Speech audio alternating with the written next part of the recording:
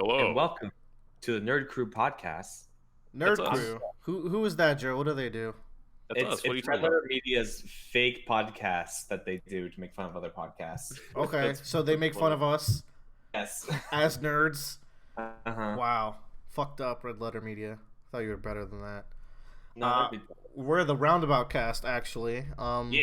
Recording after a 2 week break. That's kind of getting usual. It's either if you want to know our schedule, it's either a weekly podcast, except the weeks where it's a bi-weekly podcast, and that's how that goes.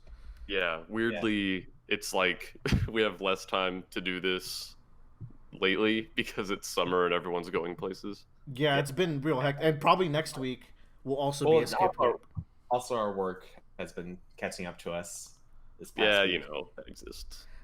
But what that does let us is come out with these big chunky episodes on the weeks we do take a break, like today, because we got a weird selection today. I think it'll be a fun time. Yeah. Which I'm Willer, by the way, your host, My name is Bradley. I'm Joe. and what we're gonna talk about first is even just saying the name intrigues me and makes me laugh. We're gonna talk about Video Game High School. Bradley, how could something with a title like this be even remotely good? That's what I asked myself back when I first started it, and the reason we're talking about this is because I kind of casually rewatched it last week. I just kind of have the episodes on as I was doing other stuff. And the first time I watched it was several years ago, probably back when it was much more new. And yeah, I kind of asked that question myself.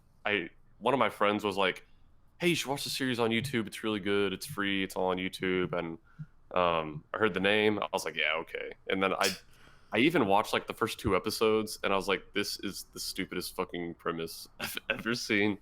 But I was like, "Yeah, you know what? Fuck it. I'll watch a few more episodes." And then 24 hours later, I was like, "What the fuck? I just finished this whole series, and it was amazing." So I guess just brief overview. Video Game High School (VGHS) is about a video game high school. What does that Um, mean, though? yeah, I guess necessary info about the setting. It's pretty much real world, but there is some wackiness to it. I guess you could say pro sports and like esports are flip flopped. So you'll have like stadiums full of people going to watch like the latest FPS world championship. So wait, does that mean that regular sports are like niche and more underground then? I get that vibe, but I it's think not touched on a whole lot. I think it's just like that's the most popular one. And like looking from a marketing standpoint, I think Okay. that's the one that's most like It's football in Texas people high kind of get behind schools. it. Yeah, basically. Yeah, this is a world where little kids like if you were to ask a kid what they want to be with a grow up, when they grow up, they would probably be more likely to say they want to be the best RTS player rather than I want to be an NFL player. A society of gamers, my god. Yeah. And you even have like the obsessive parents who like, oh, they were the best FPS player in high school, but they had like a wrist injury, so now they try to live through their kid and like make them great. Oh man. So it is a very wacky setting. And the show does really good at balancing wackiness with extremely serious moments. What are some examples of that, if you can think of any? So I kind of wanted to touch on a few distinct moments in the show that I think are shining examples of holy shit, this is really good. One of them I had talked about, which this is just one particular shot in the show that I was freaking out to you guys about the other day, Oh yeah. where I think this show actually has some like really cool directing, aside from having like really good shots and really good like color scripts throughout the episode. The director does some really interesting stuff. Um, for one example, sometime in season 2, the two main characters, they have these best friend pins, And these are like these electronic pins where whenever they're within a few feet of each other, they light up and it says best friends on them, and it's really cute. And they kind of use these pins as moments after, like, whenever they have like a triumphant victory together, they'll like look at their pins and be like, fuck yeah, we're best friends. Oh my god. But there's one particular episode where they have their first really big fight, and it kind of stems from it's not even a kind of misunderstanding. You can kind of understand where both of the people are coming from, how they got to this point. That's always the best kind of fight. Like, one of the characters, he finally achieved his dream of getting onto the like varsity FPS team. It's like his dream. But then at the same time, he was like involved with a scandal from the main villain of season 1, and his scholarship got revoked. So no one's paying his tuition anymore. So he has to like work in addition to doing practice, in addition to doing class, and he doesn't have any parents to support him. So he's basically up for like 24 hours a day. He can't hang out with his friends anymore. But he's kind of too proud to ask for help or tell anybody about his situation. So his best friend just kind of sees his other friend becoming more distant. And there's a certain part where this friend is like, hey, I'm really sad because, you're not really hanging out with us anymore. And I don't really blame him, because he's not even aware of the situation at this point, because the other guy was too proud to tell him. So he's like, hey, I'd really like if you came and hung out with us tonight. And the other guy's situation kind of catches up with him, all that stress, and he snaps really hard at his friend. And he's like, fuck you, why are you so needy? And the guy's like, whoa, like, you need to calm down. So they have a big falling out, which is kind of like the main conflict of that episode. So near the end, all their friends come together, and these two kind of have like they shake hands. They're like, you know what, let's put it behind us. But during this makeup, things are clearly still a little awkward. You can tell there's still bad feelings between them. So they're like, you know what, yeah, well, I'll tomorrow, we're cool. But then after they split up, one of the two is like walking towards the camera, which is like in a dark hallway.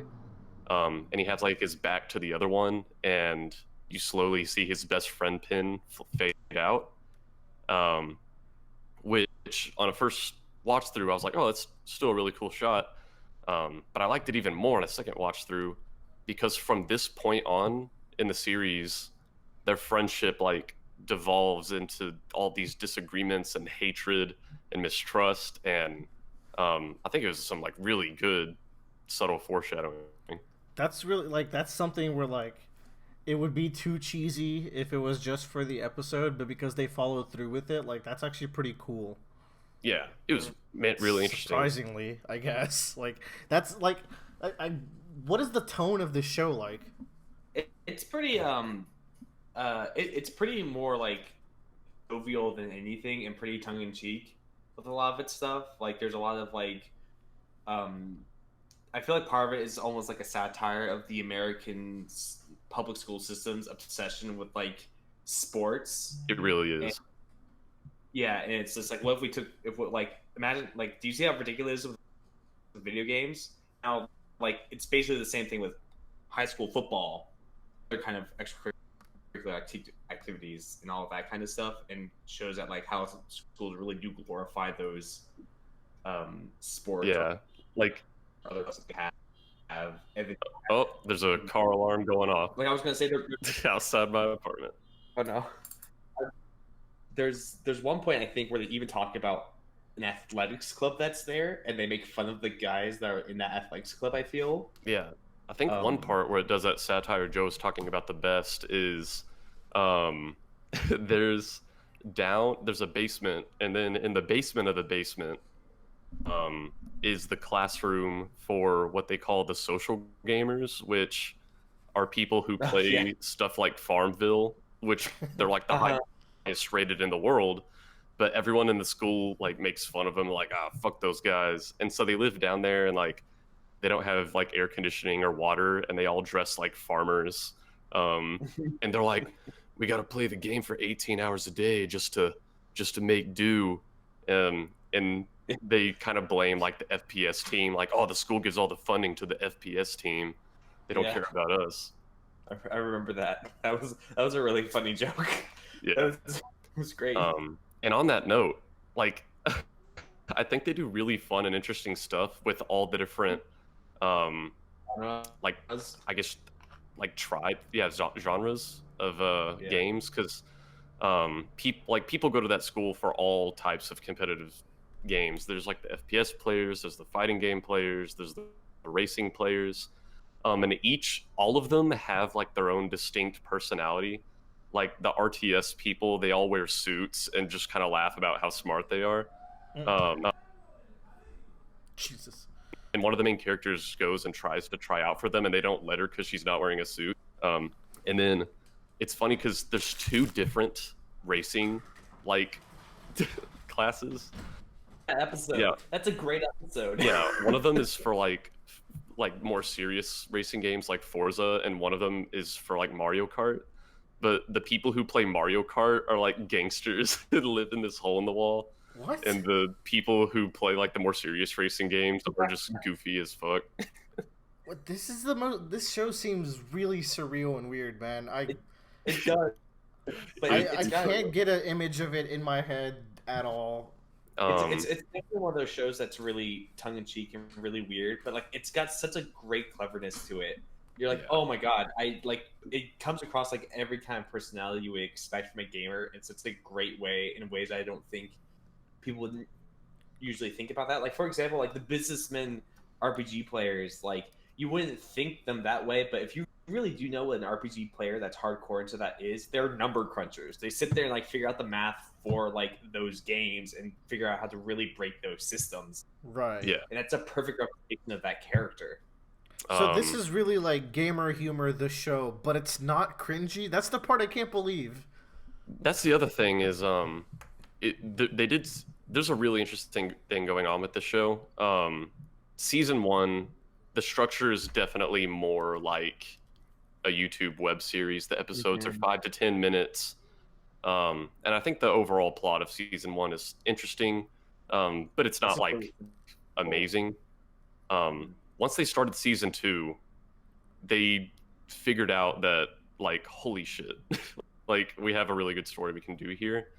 And so once they started season 2, we moved on from like 5 to 10 minute episodes to like 45-minute episodes, huge budget, some A-list celebrities, and like genuinely good characters. I said it before in our Discord chat that I couldn't believe this character Ted, who I'd call an S-tier character, is in this B-tier show.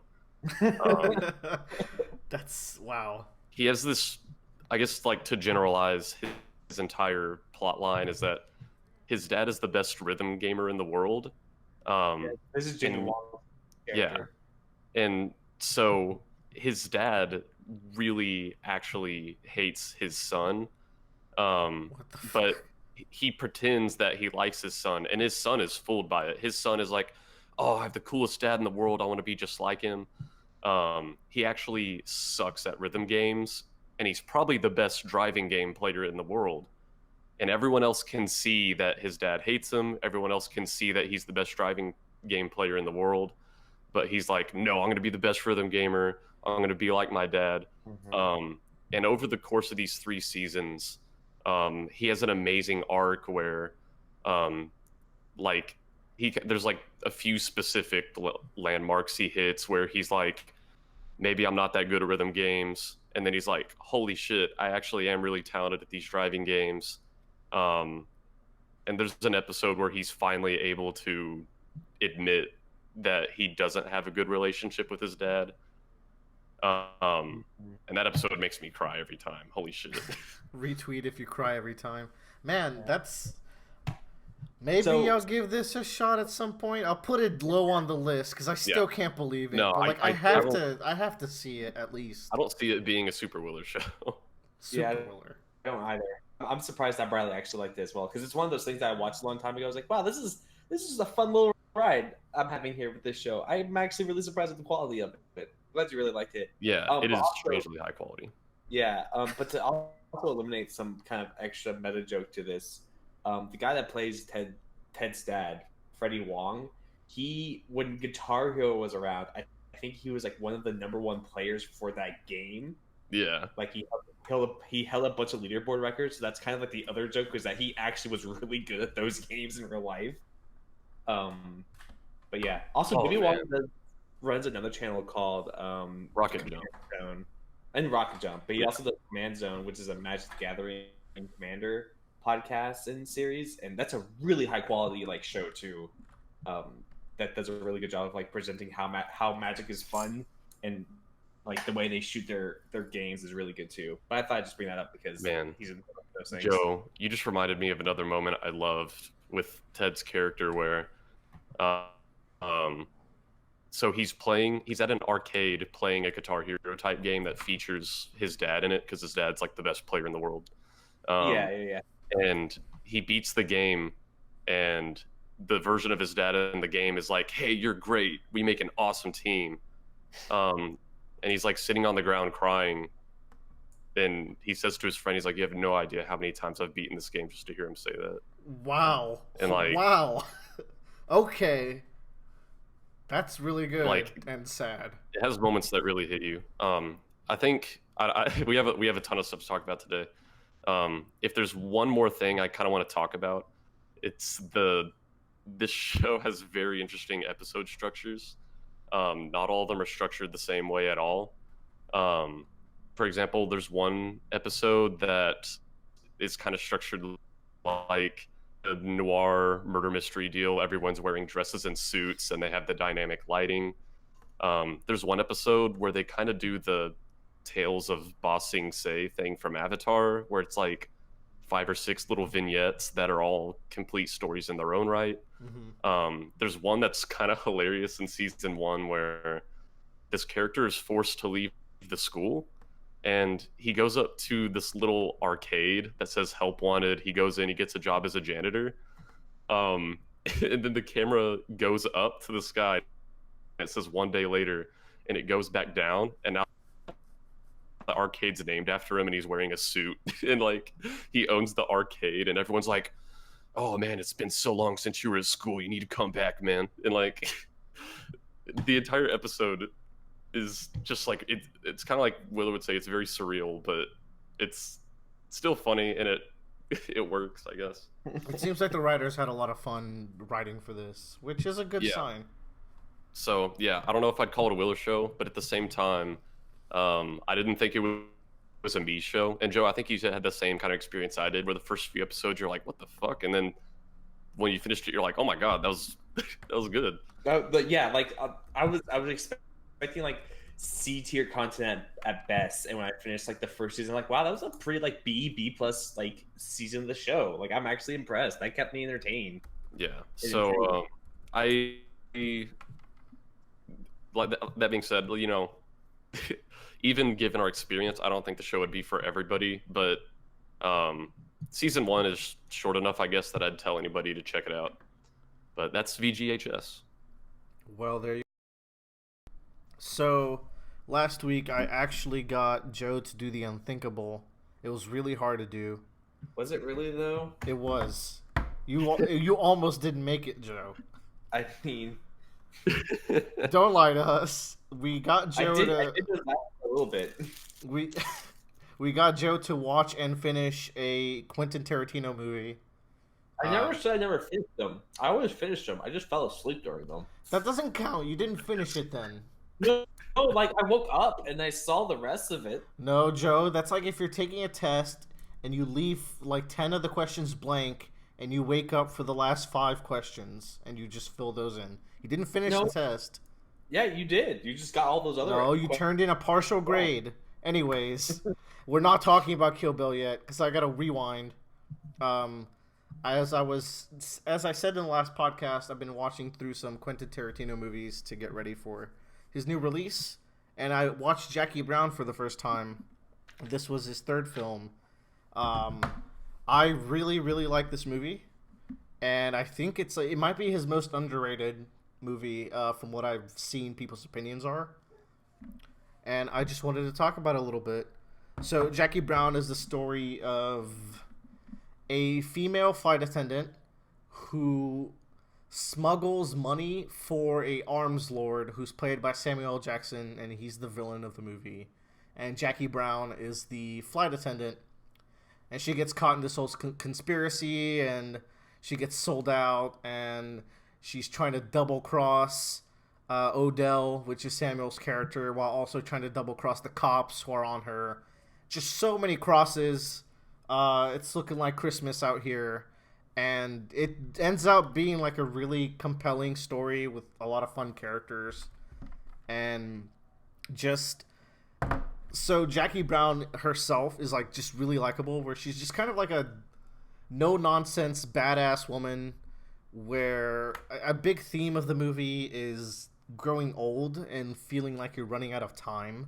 Mm-hmm. And that was like we're not even that old, but I was like, holy shit, that really resonates already. And I feel like that's such a good character motivation for a character where she thinks to herself, she works in this shitty airline that goes between Mexico. She makes $13,000 a year plus a couple of benefits. And she's like, every time I get somewhere in life, something always makes me have to go back and have to reset. And I'm running out of time to reset. You can only reset so many times before you're too old. Which is why she smuggles the money for the extra income. It's the only way that she can actually make any sizable income with how little she actually makes from her job. And it also motivates her to try to get away with it and double cross both the cops and Odell and other parties. And you just end up really liking her by the end of the movie because of that motivation. Yeah, no, I like that because it's not like a super standard motivation. Like, I guess like you can't say it. I guess I can't say it hasn't been done before, but I can't think of anything off the top of my head that has a motivation like that. Me neither. Yeah. And yeah, I really like seeing that kind of thing.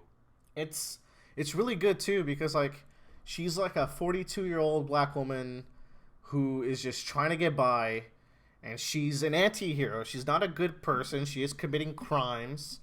But she's trying to get ahead in life, and she does have a good heart. It's very Quentin Tarantino-esque to have a character who is an anti-hero as the main character. Yeah. And what makes these movies work is that even though you have an anti-hero, you always have a villain who's worse, which is where Odell comes in. He is just, as soon as you're introduced to him, like the movie starts off with this really good opening scene of Jackie trying to run to the plane, and the music and the camera work is just so fun. And like you don't even get dialogue from Jackie, and you already know a lot about her just from that scene.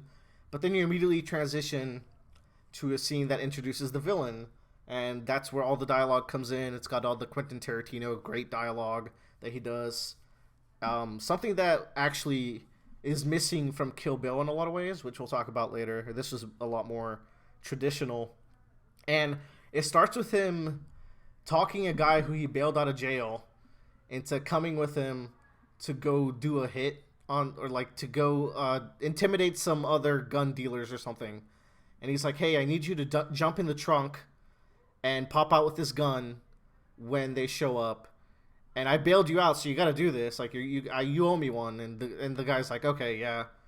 And he climbs into the trunk reluctantly, and then Odell shoots him to death and then drives him off because he was a burden, and he thinks that he flipped on him, which you finds out later that he did. And I think that's a really good way to set your main villain, because he just talked someone into helping you dispose of their own body, which is something only like a Quentin Tarantino villain could do, because dialogue is the strength of these movies. So I thought that was like a really fun way to set your villain.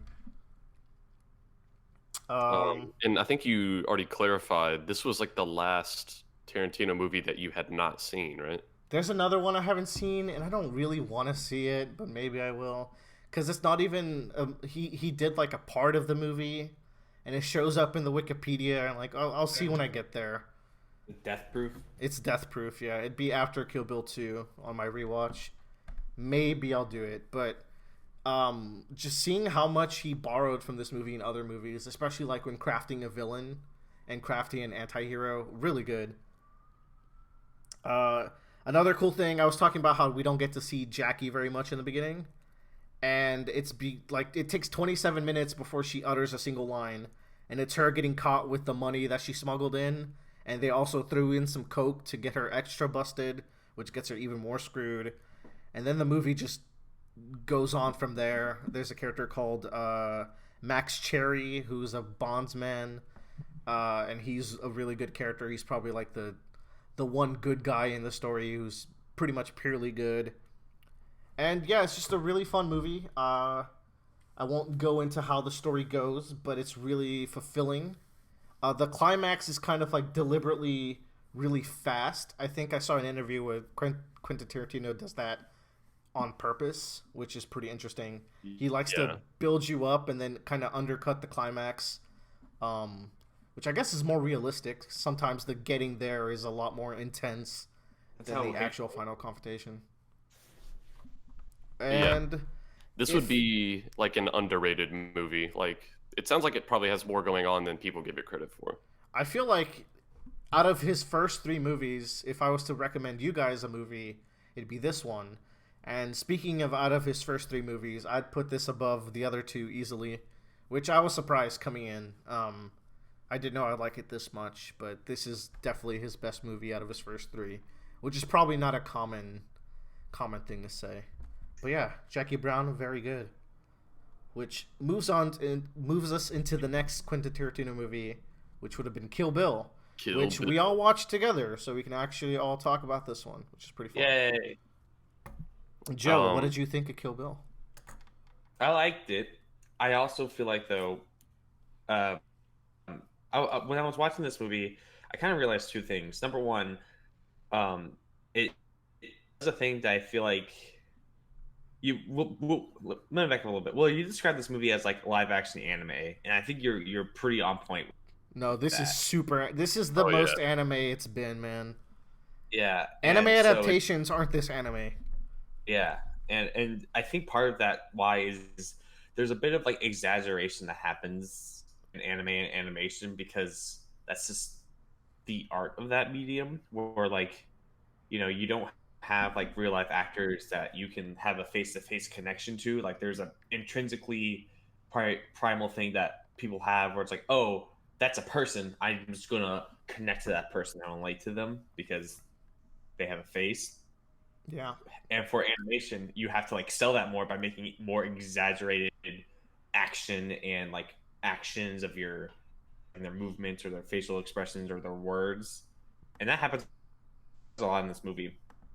And I felt like after watching things like, Battle Angel Alita, which did not feel like that, it felt too grounded. It was like, oh, that's missing. You need to actually kind of really go into that campiness and that over-exaggeration a lot if you want to get that feel. The other thing I realized that kind of frustrates me is that this seems like a precursor to like the start of what would have been a lot of movies like this, but then that never took off, and it's kind of like that. I mean, that feels like a frustration more at the universe than the movie itself. Yeah, no, I agree. Because it definitely, like, despite this being an action movie from 2001, 2002, there's so little like it. Mm-hmm.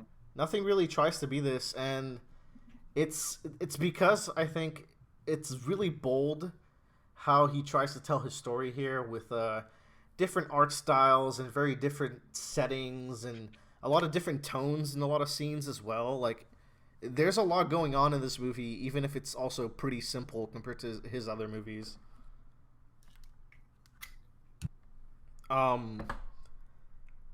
For me, I'd say like this is the most rewatchable movie maybe of all time, but I actually think that Kill Bill 2 is more interesting. I lump them both into one, where Joe kind of got the disservice of only watching Kill Bill 1. I feel like to really get the experience here, you got to watch both of the movies, which hopefully we'll get to 2 sometime soon. Yeah, So and we I can see how think it concludes. during our watch through, I think there were multiple moments where you would point something out, and I was like, "Whoa, I've never noticed that before." Was there an example of one? We watched it a little over a week ago. I can't remember. Yeah, there's a bunch of little things, a lot of little subtle things, where I think one of them was they do some subtle ways of showing how much of a badass the bride is. Which, for example, in the scene where Elle is going to go kill her... No, that's actually not the one. In the scene where she wakes up from her coma... Oh, yeah. She wakes up and she's freaking out. She realizes she lost her baby. First of all, she looks at her hand and she can immediately tell it's been 4 years. So she's got some weird palm reading knowledge going on right off the bat. And then she hears someone coming down across the hall. She's kind of spooked. She thinks everyone might be connected to Bill at this point because she just woke up. And she lays down and her heart rate slows down to a crawl within like 3 seconds, which I was like, that's some ninja shit. And It really is. It's really, they really don't draw attention to it. It's really a background thing. And I mean, she can also cure her legs from atrophy within like 11 hours, I think it was. So I feel like that feeds into that. And that's just the supernatural like abilities that she has outside of actual fighting, which we see a couple of times throughout this movie. Where in the opening scene, I think it's a really good opening scene, where she's fighting Vanita Green, I think is her name, and she gets in there. She's immediately fighting her as soon as the door opens. They're doing this badass knife fight. It's really painful. There's some good hits in there. The action in this movie is just very, very weighty. The sound effects really help. I think Joe brought that up while we were watching.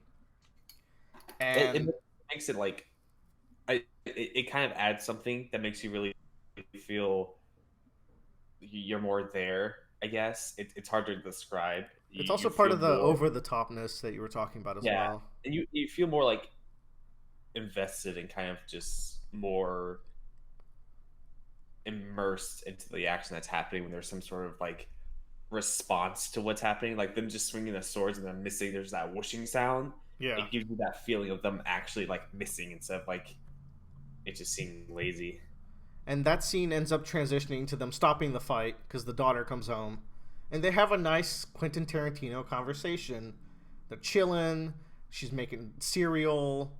They're having coffee. I really like how Vanita's immediately like, "Oh, I remember how you like your coffee," because it shows that they knew each other really well before she fucking betrayed her. And it just breaks into a very quick sequence where she kills her, and the daughter sees it, and it immediately sets up that like we're dealing with a traditional anti-hero, as all these movies do, where she's willing to kill the mom, and she didn't want to do it, but she also doesn't apologize for it. She says, "Your mom had it coming." I thought that was a really strong opening scene for the movie. And in general, I think every scene in this movie is very good to adding something to the story. Like the scene where she's getting the sword from Hattori Hanzo is like really serene, and you can tell like how magical these swords are just from how she reacts to them.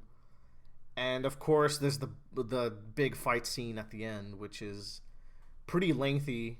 She goes through all of the Crazy 88, and then also Oren, and both of those have really good components to them. Where just the action in the Crazy 88 scene is just nuts.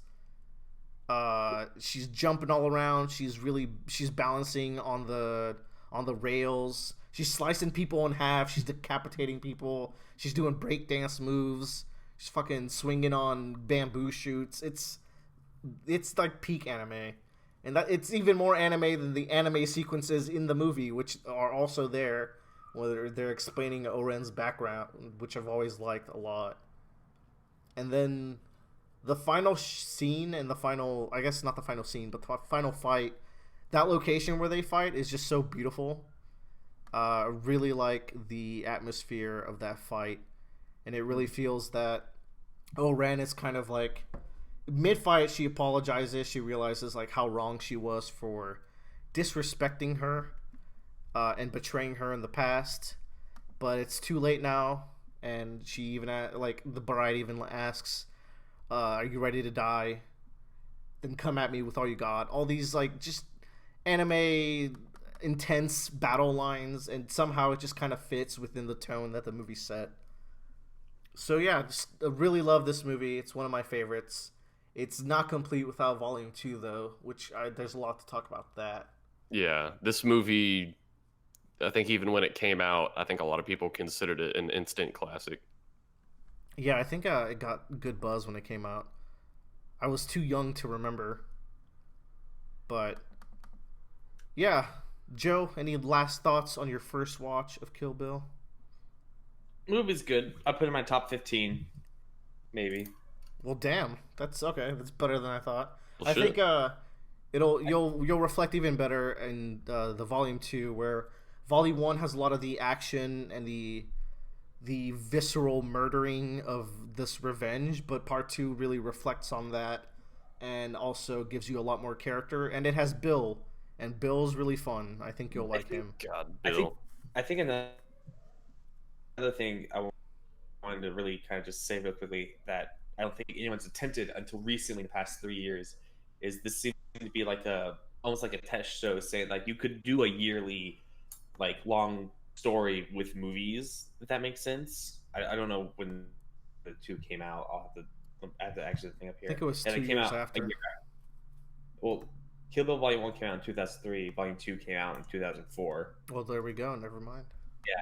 But the point I'm trying to make there is like it feels like almost like yeah, you can do like a long form storytelling kind of thing, and like that really hasn't like happened. That didn't happen for a long time until like the MCU showed up, and then now like John Wick I think is the next kind of version of that, where they're coming out with a movie that has its own story and it's Now hold over. on. What about Indiana Jones and Star Wars and Matrix?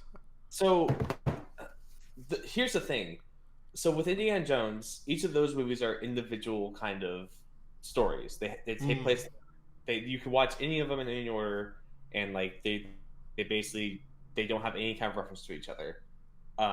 Star Wars is like it never set out to be. It didn't start out as a saga. It was one movie and then got expanded on. Like it was just paid for as like a like they're like, oh, this did really well, and then let's make more of them kind of deal. There was no real planning for that series, and same with Indiana Jones.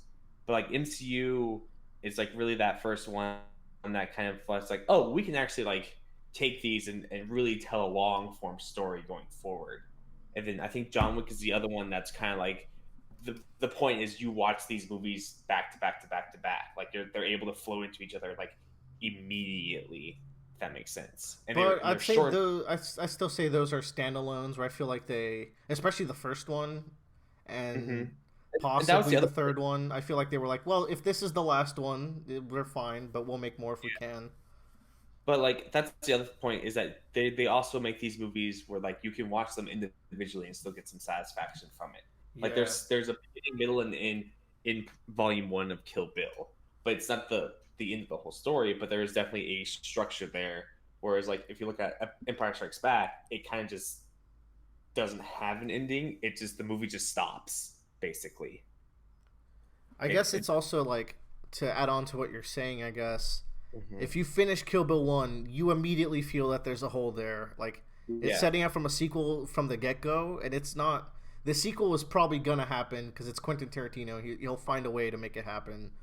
Hmm. And while a lot of first movies, they'll set up like a sequel kind of loosely. It's like, hey, if this does well, we'll do another one. There's a little hint over here at the end, but this one's like very explicitly like, you tell Bill I'm coming for him next film in 2004. Yeah. But at the same time, like you feel there's some sort of satisfaction to that ending of Kill Bill 1. You Yeah, know, there's no like they set things up for sure, but it doesn't feel like they've left a lot of like holes in your like in this story they were trying to tell. Like for example, like the Tricks Are for Kids thing, like if you don't see Kill Bill Volume 2, which I haven't, you just see that as a joke, as like a funny little gag that's thrown in there, which apparently has some sort of significance in volume 2. It's not Or- even that significant. It's just like it explains it a little more, but in the end, it's still just a joke and an inside joke at that. But like you can have setups and deliveries later. But the big thing is they maintain its own personal story, but still is able to expand on later. But yeah, whatever. Good stuff. Bradley, you got anything before we move on? This is a movie where, if in the current day someone has not watched it, I'm kind of surprised. Like, I definitely think this is a good introductory Quentin Tarantino movie. It has a lot of his storytelling techniques without getting like super dialogue heavy, which is where some of the slower scenes for a first time viewer might come in. So I think this is a good one. Yeah, there you go. Kill Bill. Oh, one more thing that I should say on the podcast so I can make it the podcast title. While we were watching, Joe called Bill a griefer. So yeah, we all got a kick out of that. So the title will most likely be Bill is a griefer unless something good comes up later. Why he did is a pretty big griefer. Because he griefs the bride. You were right. He is a griefer. Next up, we have a Joe topic. Now, this is interesting because we were just kind of casually talking about what we wanted to talk about this week. And Watership Down came out. And Joe was like, shh, don't tell Willer anything. He can't look anything up. So, what do you got for me, Joe? Sorry, I was closing out all my extra tabs to hopefully make my connection better, and I accidentally closed this tab. Oh, no. Stall for time. Watership Down. Okay. So Watership Down was recommended to me. I recommended. No. Was recommended to me by like the guy that ran the game store where I live as a joke almost. And I was like, whatever. And I watched the movie online on YouTube, and it's one of the most horrifying movies I've ever watched. It's literally nightmare fuel. Anyways, Watership Down's about rabbits. Rabbits. Yeah, cute little rabbits. Yeah, it's about rabbit politics and mythology. Rabbit and, politics? Yeah. Okay. So the book is about two rabbits named Hazel and Fiver, and they live in this burrow. And Fiver has this ability that he gets like visions of like cataclysmic events that will happen to the people around him. And he sees like this death and destruction that's going to happen to his burrow. And they try to tell everybody, and only like 5 like male rabbits agree to like leave with them. And so they go off and they go and find their own burrow away from this burrow where it currently is.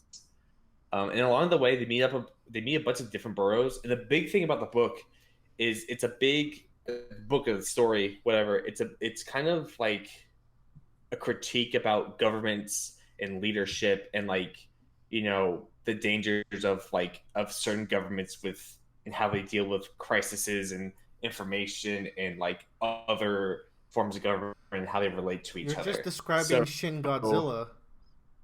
Yeah, kind of, but with nice. Rabbits.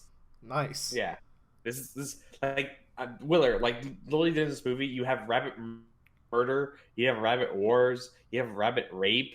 It's crazy. Yeah, this is one movie that I've always any time that I've seen the topic of this movie come up, people talk about how much this movie fucked them up when they saw it. Joe, are you fucked up? Yes. Oh, let's hear about it. They go to they eventually find their own burrow, and along the way they meet up like a burrow that's like a cult that basically worships people and like sacrifices their own rabbits to the people because they believe if they keep sacrificing one at a time, it's like for the greater good of everyone else, you know? And it's kind of like, you know, about religion and people like, you know, not understanding like the selfishness that's involved with being in the community and how a community is also supporting everyone else, not just throwing them to the wolves for themselves. And then also they run into like another burrow that's like that's industrialized and like militaristic and like basically enslaves everybody except for like the higher elites, basically like Nazi Germany. A really interesting kind of film, and it's terrifying. Is this animated? It touches on or like it's okay. animated. Huh. Is it And like a it's kid style of animation? It's a pretty gritty kind of animation. Okay. yeah, But it's this was pretty like, yeah, I guess this movie, I throughout the years, there's been multiple times where I'll be watching a YouTube video and over on the recommended, I see Watership Down full movie because the entire movie is up on YouTube for free. And sometimes I'll click on it and I feel like I can like click on any point in the movie and whatever's happening, I'm like, oh Jesus Christ. yeah. This seems fun. Like yeah, and like the first borough they go into is about like having a lazy, like the big theme about this is leadership, and like what that means and what it means to be a good leader, and like a leader needs like having to make tough choices, but also understanding like what the needs of your people and the needs of your like team members are, and what the wants and needs and how they're different and so forth. It's an interesting like film about leadership in general as a theme. It's just about rabbit, but it just has that really weird thing of like rabbits straight up like cutting other rabbits' throats with their teeth and so forth, and blood gushing on the walls. Okay. Yeah, it's like the first like 5 minutes of the movie, like they leave the burrow and like they're running away, and then later they meet up with, like the former captain of the burrow that they met up, and then they're like, "What happened?" Like it was terrible, and it flashes back, and you just see all these rabbits get like mustard gas in the holes of the burrow. It's like horrifying. This sounds intense to say It the is least. it is not for the faint of heart. Yeah, it's in a very intense movie. While you were talking, I added it to my list of 100+ movies to watch, so you did that at least. Yeah, it's if anything, it's one of those things to just kind of like go out and watch and see, and just kind of experience it. So there are three things about this story. It started out as a book, so you could read the book, and it still has all of those horrifying elements. I think it even has more than like what the movie has. There's the movie that if you're going to experience it, I would just say experience the movie, because the movie does a really good job of having these graphical displays, and the whole point of these graphical displays is to show like how terrible it is to be in this leadership position and what it does when you fail as a leader to everyone else below you. That sounds like a cool theme. Yeah, and it's pretty good. And the other one is Netflix is a TV series of it on their streaming website. And TV series has a lot of like really high profile guys, like John Boyega's in it and everything. And but they're so, not like, rabbits anymore. It's a human interpretation of the no, story. no, they're rabbit. They just voice act the rabbits. Oh, okay, of course. Okay. Yes. No, they got rabbits. I thought it was like Cats, but with John Boyega as a rabbit. No. So the thing about that one is that the voice acting is really good in that version. The animation and everything in it is awful. It's so bad. It's terrible, and really kind of takes you out of the film and really doesn't do a service to like the horrors that's happening with it. Like they actively avoid using blood, where like in the book and in the original movie, like blood's a very big like theme of usage of like spilling blood and what that means, and like cutting yourself and like exposing and having like drawing blood for the good of everyone else and so forth. And they just kind of avoid any kind of imagery of blood. But there is a weird rape scene in it, so that it's got that going to it for it. Nice. It's got something for everybody. Yeah, man. But yeah, I would highly recommend just finding the one on YouTube and watching it, because it's an old movie. It's only 90 minutes. Perfect. Yeah. So yeah. All right, you got me sold, man. Yeah. It's not in like my top movies. It's just one of those special case movies. Like, here's a really weird movie if you ever want to like just if you want to experience something in your cold heart. Mm-hmm. Good. I could use some of that. Yep. Watership Down. What it would give us a rating, Joe? Give us a Joe rating. I honestly, I'd give it like a 3 out of 5. I think it's a very interesting concept, an interesting movie. It's just a little bit out there. I feel like really you don't get it unless you're really paying attention to it and kind of get all the themes and the graphics they're showing you. Yeah, like you might not pick up on all the themes unless you went into the movie like primed, analyzing it for that purpose. Yeah, Basically, it's supposed to like be a look at Well, real governments. that's where the YouTube analysis comes from, you know. So that's Yeah. fine. I haven't. While we were talking, I didn't look up. I have no idea what the animation style is. I think I'm gonna go fully blind, though. I guess I'm gonna have to get a thumbnail image for this. Yeah. Joe, you supply me with one this week, but yeah, cool. I can just It has to be large enough for it to scale nicely. Just keep that in mind. okay. Watership Down. Oh, this is me again, isn't it? This is you again, Joe. Well, Oh you God. recently finished Devil May Cry 5, and we just wanted to do a quick talk. What are your thoughts? Yeah. I really liked it. I kind of like bought it off Steam sale when it was like $20, $30 off or something. And I was like, I'll get that. Well, it was good. I'll play it. Really short. I really enjoyed it. It was tons of fun. It's definitely a game that I would like, if I have downtime, I'll just pick up again and start playing it again because it's just so. When you play that game, you feel good whenever you get like a good combo off, and there's a good balance of like having it be difficult enough, but also not impossible to like really get those really good ranks. So you just feel good when you play it, and you feel awesome playing it, especially when you're Dante and you're throwing around that freaking motorcycle at people. God damn, dude. It's yeah, it's one of those like junk food games that where you just kind of play I'd it. say it's more quality than I think. This is a gourmet meal, man. As far as gameplay goes, come on. Maybe Give it its like, Michelin stars. Come on. Yeah, I really enjoyed it. I was extremely happy with the $30 I spent on this game.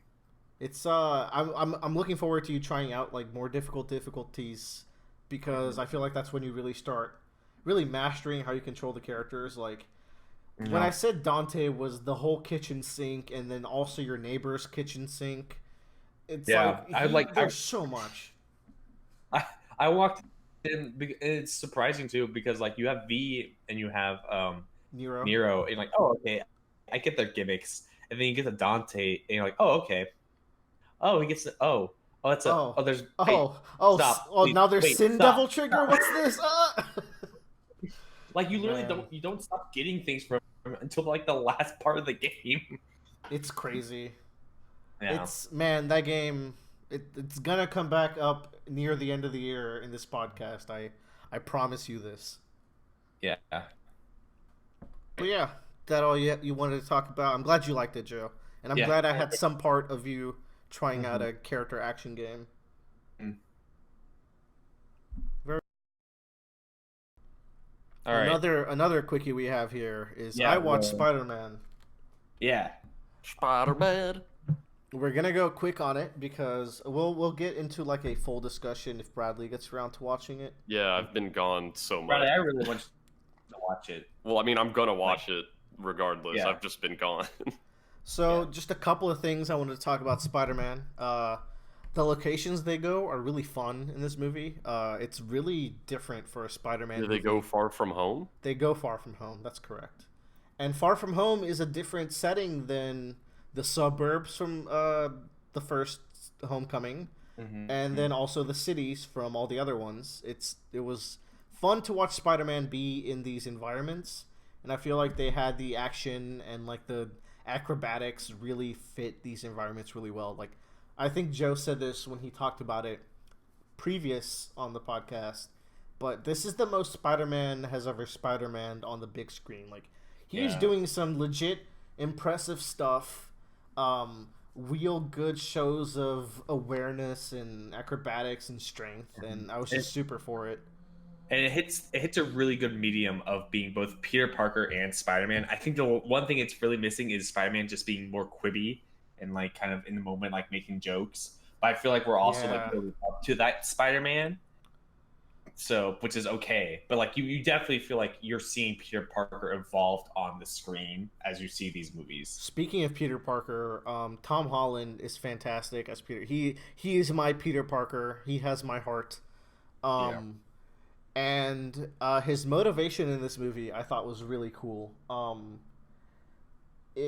There's layers to that we'll talk about at a later date, but it just overall I really felt for him in this one, which made me really invested in his love quest. Yeah, man. Like I was like really surprised that was pulled off really well. Him and MJ are super cute. Fuck Greg, am I right? Like, actually, fuck that kid. Yeah. But, um, on to the villain, which is the last big thing I wanted to bring up.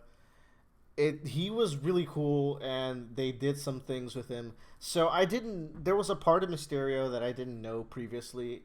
I didn't know he always had a certain power set.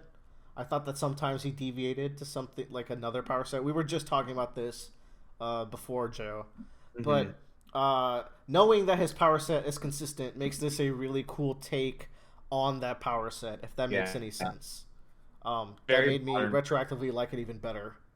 Yeah. He's really the villain's really cool.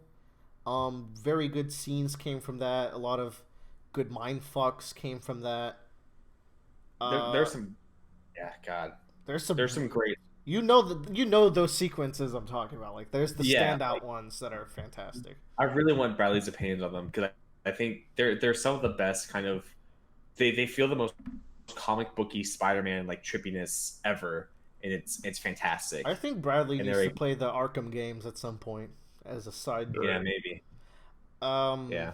I think that's most of what I wanted to get to. Flash Thompson kind of sucks. I do not like this take on him. I didn't have a problem with him in the last movie, but it's kind of getting to me now. I like MJ though.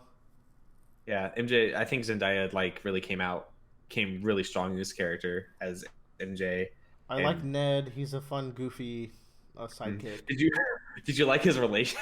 Oh, that was great. And the resolution, I was actually like sad. I was like, oh, you guys. I saw this with our friend Tyler, and me and him were dying laughing every time that got brought up. It was really good because we've known people that have done that before, and I just think I thought it was the funniest shit. And another thing, the post-credit scenes. So Bradley, there are 2 post-credit scenes in this movie. Don't be like me. We have to go Google it afterwards. I don't actually like the first one.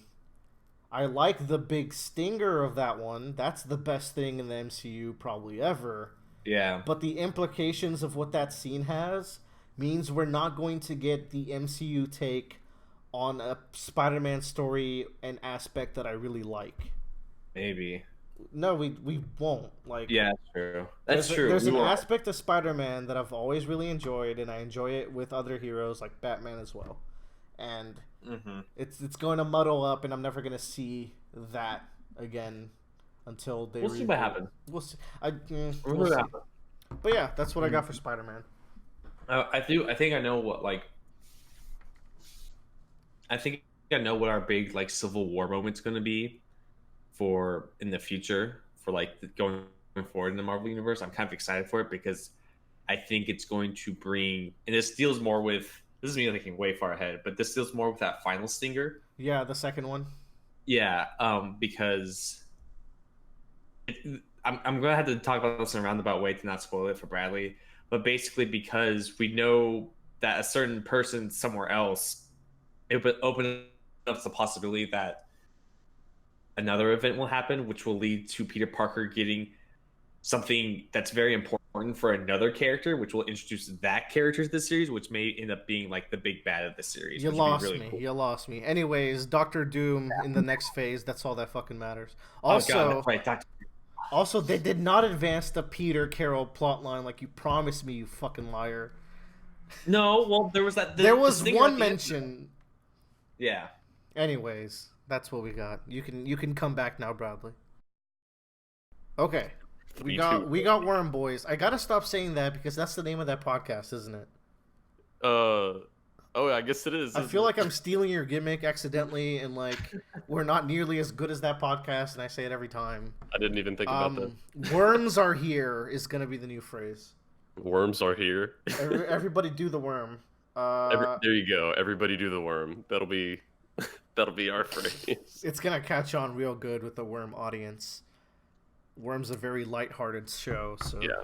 So we haven't done this in a while, and it's so much so that I thought we were gonna do 2 chapters today, but then I forgot that I read 2 chapters in the previous week, so we actually got 4 to do. Yeah, I think the first one is 11.7, I think. It's 11.7. That's correct. That rhymes. Yeah. And it's the one where they're escaping the merchant death rave. Yeah, there's a lot going on here.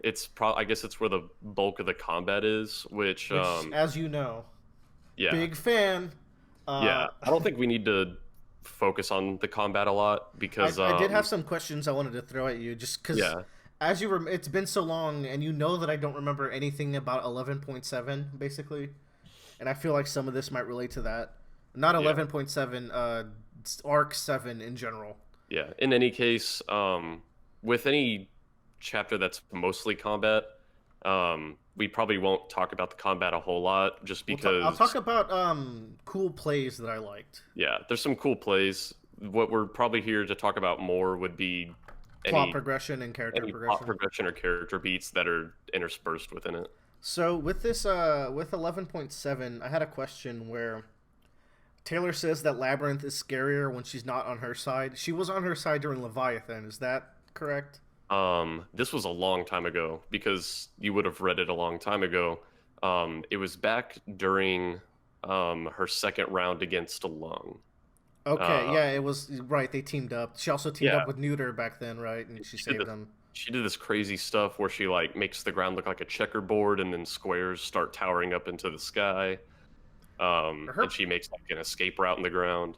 Her power, is it illusions or real? Because there's a scene where Gregor, the slime or the snail, is moving through her stuff, and I got kind of confused there because I thought it was physical.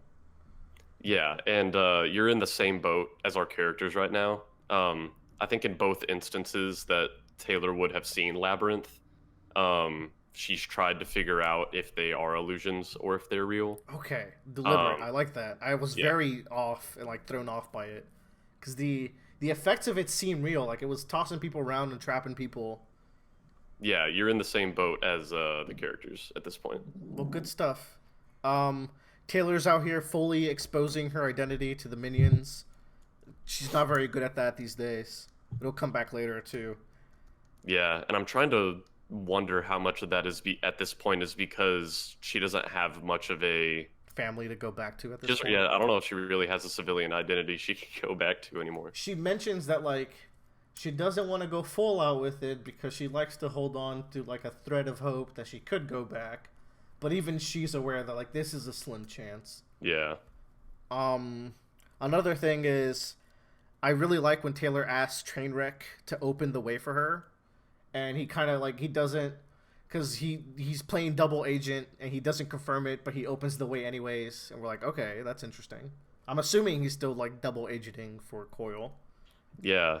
He's like, it's weird. He's like, I'm like, oh, he's a double agent, but then like in the back of my mind, I'm like, wait, is he like a triple agent or a quadruple agent? Like, what's going on here? There could be a lot of layers here. I won't think about it for too long. It's funny because I'm looking at it. She straight up asks him like, okay, are you still working for Coil or like what? She's not subtle about it. Yeah, she's like, I need to know if you're gonna kill me. And another thing that came after that was the aftermath of Scrub's power, which was big murders where Bryce is alive, but like he lost his hand, and Thomas is dying, and Taylor leaves him to die, which I felt like was supposed to be a big moment. But like in that scene, I was like, this is the most justifiable walk away moment. You got to get out of here. The guy's not a good person. Yeah, and I think that moment is what this chapter is for. I think that's like that's probably the key takeaway of this chapter is her making her first ever decision that, because at this point she still hasn't killed anybody per se. I feel like this is definitely here to start feeding into her first kill. Yeah, she made the decision to let someone die, and you're definitely right. If there was ever a moment to walk away, this might be it. Like it was just not the. I thought the fact that she was trying to save Charlotte was already a lot for the situation. So it's like, yeah. This has been a really messy scenario they went through, and like this isn't. I don't feel bitter or like negative towards her walking away from that. Yeah, I never really held it against her walking away in this moment. if anything, I was more. I wasn't really sad that she left someone to die. If anything, my takeaway was now that she's actually done this, what does it open the way for her to do in the future? From the And vibe I get, very bad things. But I guess we'll see. I guess we'll see. One thing that I thought was really interesting about this moment that I never actually thought about it when I was reading, but I saw it in a comment, is that particularly with leaving Thomas alone there to die, just a few chapters ago, when she initially saves Charlotte, and she's very much on Charlotte's side until she learns that Charlotte had been there on the day that Taylor was in locker, and she was a bystander, and she just left Taylor there. And then Taylor loses pretty much all of her sympathy. She's like, "Oh, you're one of those kind of people. You would just leave someone there." Ooh. And then, yeah, I never made the connection. Someone in a comment was like, "Oh my God, that's what Taylor did. She left someone behind who needed her help that only she could have helped." Taylor bad. Who would Bad, have he's thought? bad, but like actually bad. But bad, not the cool way. Yeah. And then the last thing to note about this chapter before we move on is that there was a briefcase with some files that I'm not even going to begin to theorize about. I couldn't get anything out of those. I made some big theories about the super dimensional worm beings, but I got nothing here. Yeah, and I'm trying to think if this is the first we've actually seen this like cauldron related stuff. The word cauldron has come up, but that's not the prison, is it? That's another thing. Yeah, the birdcage is the Birdcage, prison. yeah. Cauldron may have been dropped before as this sort of secret organization, but this is probably more details on it than we've ever seen before. And even then, I didn't really know what to make of the details. So for this one, I'm going to just ride along with it, see where it goes. I think that's a good call. Which brings us to 11.8. Which is probably the shortest chapter out of this bunch, I think. Which we were like.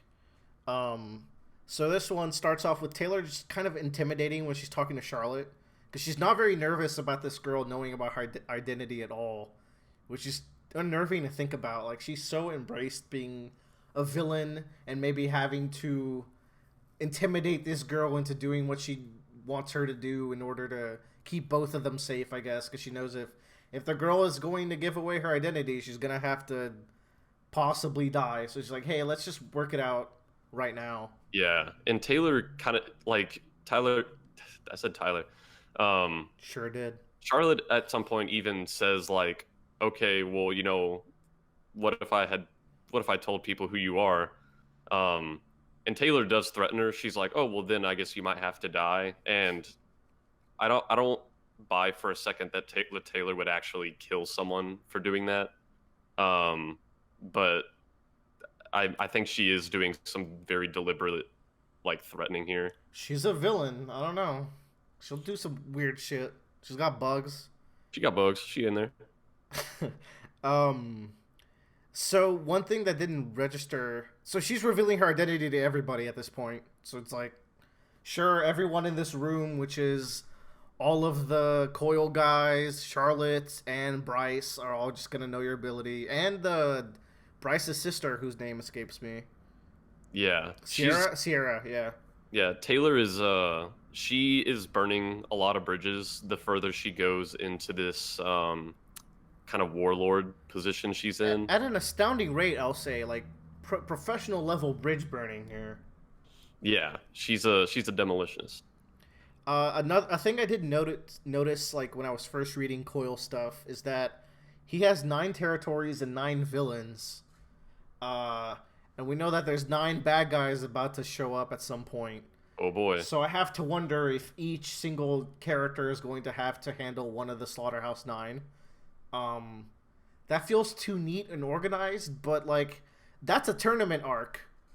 Yeah, but in a bloody sense. We're about to get into the Slaughterhouse 9 arc after this chapter, and yes, we are. I think I've said it before, where I think the entire premise of the Slaughterhouse 9 and why they're there is more interesting than anything we've had up to this point. Yeah, which the reasoning, it's actually come up before. They're trying to recruit. Yeah, it's not just like, hey, we made this villain mad and everyone has to stop them, or it's not, giant monsters killing everybody. They're here to recruit somebody, which I think one, it's just interesting on a on a normal level, but also on a character level. I think I think a member of this group nominating you might say something about you as a person, or Yeah. it opens the way for character development in a way that we haven't seen yet. I feel like this is setting up for a lot of battles for people's souls, battle for people's humanities, Yeah. which will come back in a few minutes here when we get there. Yeah. So But I'm not sure how much left there is in 11.8. It is very short. there's some other things to mention where Taylor gets some recruits. So Lisa is like, "Hey, this guy's gonna babysit your brother, and you can call him whenever you want." And I'm like, "That's not realistic. That would get so annoying." Yeah, I think they're really trying to just like placate her in the moment. It's this is the kind of thing like Worm has. I wish I kept track of it because I have nothing to back up what I'm about to say. But Worm has these moments where people make deals that are like very plot convenient, and if like I don't know, they make deals where it's like that's not reasonable for this Sierra girl to be calling this gruff army man bodyguard to check up on her brother all the time. Yeah, and it's not a She says reasonable. at any time, it's like you can call him anytime and check up on your brother, and you can stay here. They're doing so much for these people, and it's like it's very convenient. And of course, I don't think it's gonna end up in the worst case scenario where they walk away or like I think they're gonna be loyal for now. That would be my read. So it just feels convenient at the moment, but maybe it'll turn into something later. Yeah, if at this, I remember when I was reading this at this point, if anything kind of eased my nerves about like Sierra and Charlotte being her henchmen, it's that if I recall, whenever like Sierra went into Taylor's base, she was kind of like amazed. She's like, "Oh my God, there's running water and food and Yeah, electricity." She it's a like big really deal. did not want to leave. So I I think for the time being, uh, I think she'll probably stick around there. and then the chapter ends with Gru and Taylor making up a little bit, and then with the faded words of "everything might just work out." Yeah, the universal language The, for we're about to start the darkest arc in the we're entire about to story. fucking put a death flag on an entire arc. Yeah, So and then we move into like interlude one of the best A. chapters. This is this is one of the best chapters in all of Worm so far. This Yeah, is straight holy, 5 out of 5. it is amazing. So let's Um, get into it. let's get into it. It's bitch is going through her solo venture of colonizing her area. Basically, she does it alone because she uses her dogs and she doesn't like to work with people. Reasonable, I mean, for her character. Yeah, she is like deliberately setting things up so that her henchmen will fail in air quotes, so she can get rid of them. Because And she doesn't want to be with him. She wants to do this with her dogs, and she she wants to doesn't be need alone with people. her dogs.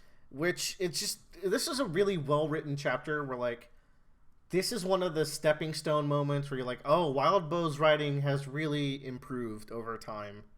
Yeah, I've said it to you before where like I had liked this story already up to this point. But the first time I read like this and the following chapter, I was like, I think this is my favorite story. It's Um, I can see why you would get there, and I'm not quite done with all the interludes, but they've been real choice so far. yeah.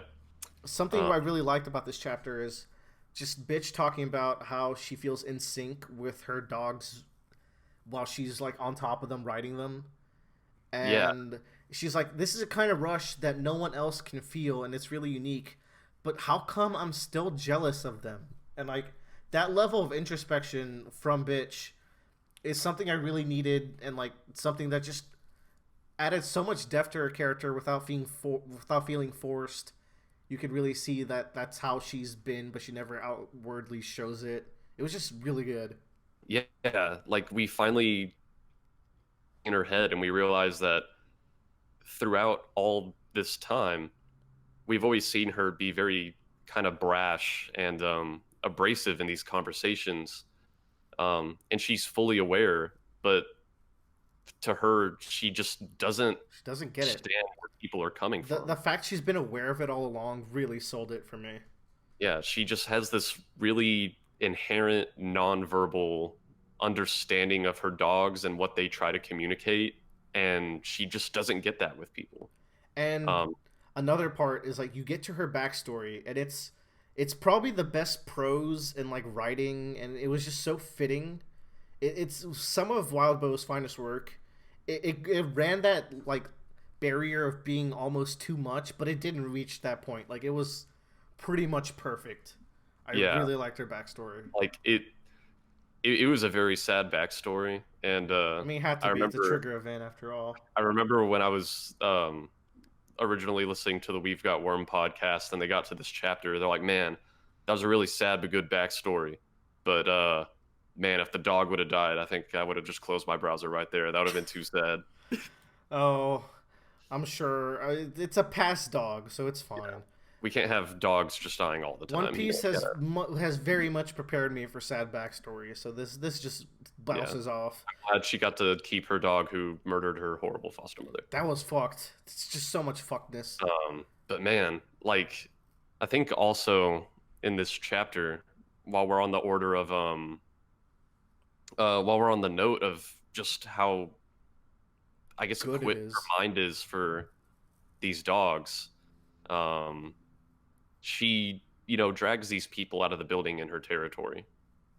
And I think this is actually right after her reflecting on her past. She drags this man and his family out of this building because they were in her territory.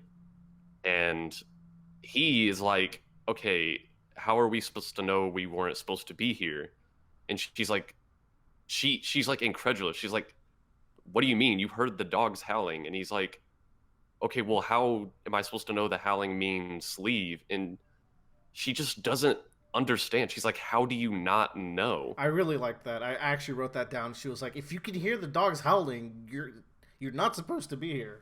It's just by default. She expects people to get it. And this is, it's kind of like when we were talking about Arlong Park in One Piece, where I had compared Arlong and Yoshikage Kira, which are obviously two very different characters, but a kind of trope they have that I really like is they do these monstrous things, but in their mind, like, they don't understand how they're being the asshole. Like, what they're doing is just natural to them. Which is very much what Bitch is going through right now. Yeah, and here, like, she's in her mind, she was totally fair. She gave them fair warning. She's like, the towels mean leave, and they weren't gone.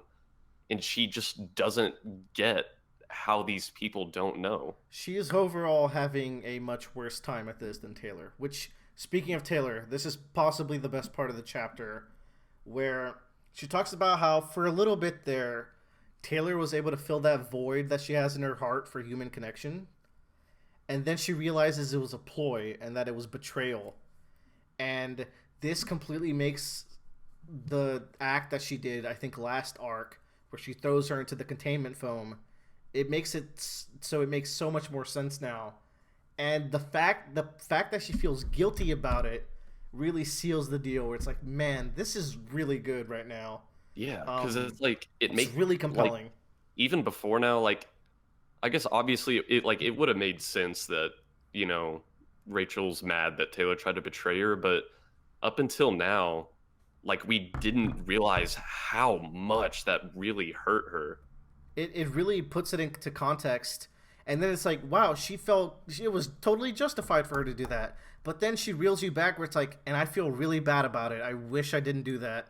It's weighing heavy on me. So it's like, for a second there, it was completely justified. But then the fact that she feels guilty just makes me feel even more bad about the situation. And I hope that they can become friends in one day. Yeah, it's like, up till now, like, I don't think we would have ever had the vibe that Rachel is someone who would feel bad about what she had done there. But she kind of has this introspection, and God, I love Rachel a lot. She's one of my favorite characters. She is my favorite character in the story. in the last portions of this chapter, so we can wrap it up. Yes. Zebra woman shows up. I don't remember her name, but I like how Glory Girl just fucking fucks off as soon as she sees her. So it's like, oh, Yeah. I want to oh, talk it's about like that that. beat, the Siberian, and I Yes, think this is a really good example of how a character not saying anything can say a lot, because Glory Girl, and I think she's here with Brandish, which would be a family member of hers, but like they are vocalizing a lot during their initial fight with Bitch, but when Siberian shows up, they don't say anything. Like she doesn't go, "Oh my god, that's the Siberian. She's blah blah blah blah blah and does this." Like she doesn't even say run. they Like, just insta leave. They yeah, know. the moment it registers in their mind who this is, they get out as fast as they possibly Really, can. really like that.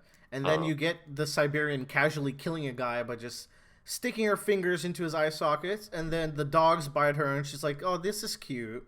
yeah, She just doesn't care. and that's the thing with, as far as murder goes in this story.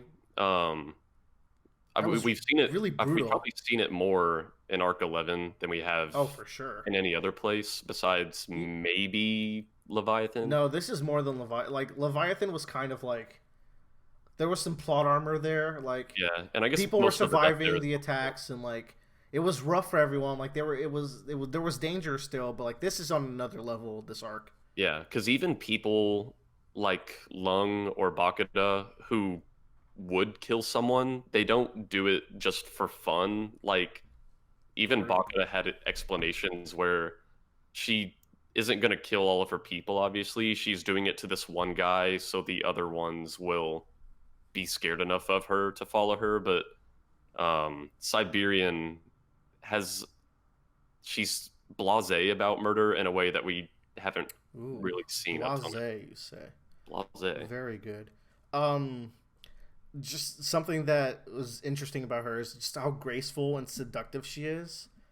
And you find out she's trying to recruit Bitch, which, oh, great. So, speaking of battle for people's humanities and souls, this is about to get real good. And I'm very excited to see where this goes. And God, the entire interaction with them is just so perfect, because the first half of this chapter is Bitch just kind of like self-reflecting and thinking about the fact that she's never been able to really connect or understand people.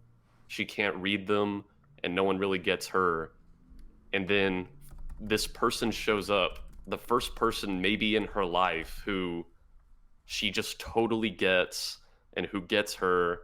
And whenever they talk, she knows this person's telling the truth. And this person happens to be a monster. I And posted a meme on our chat that pretty much summarizes everything about that last interaction. oh God. It's perfect. Good one. It's the Daisy. You ever wanna go ape shit? I'll link it. But that's basically this chapter in a nutshell. This is one of the best chapters so far. Probably like second or first. It's up there Yeah. with the Regent one for me personally. It it's really interesting. I think pretty much every event that happens in this chapter is pushing Rachel to believe that she might actually belong with these Slaughterhouse 9 people, because she reflects on the fact that she doesn't understand these people she's with, how it's much harder for her to work with people than be free and wild by herself with her dogs. And this person shows up who she does understand, and we get it. It works as a really good metaphor, but it's also just good tangible in the story, where she's gifted this wolf pup from Siberian who is not the domesticated, friendly, civilized, air quote, version of a dog that she usually uses her powers on. And she notices when she uses her power on this wild, free, more violent variant of a canine, it's easier. She's always used her power on dogs before, and she kind of says that when she does, she might kind of get exhausted for a moment. They're kind of asymmetrical. It takes a while for it to happen, but it's just easy and natural when she uses it on this wolf. Um, and I think that plays into what Siberian was saying, where wouldn't it be so much easier for her if she just broke these connections and let herself be Go ape wild, shit, go ape shit? as they So, say.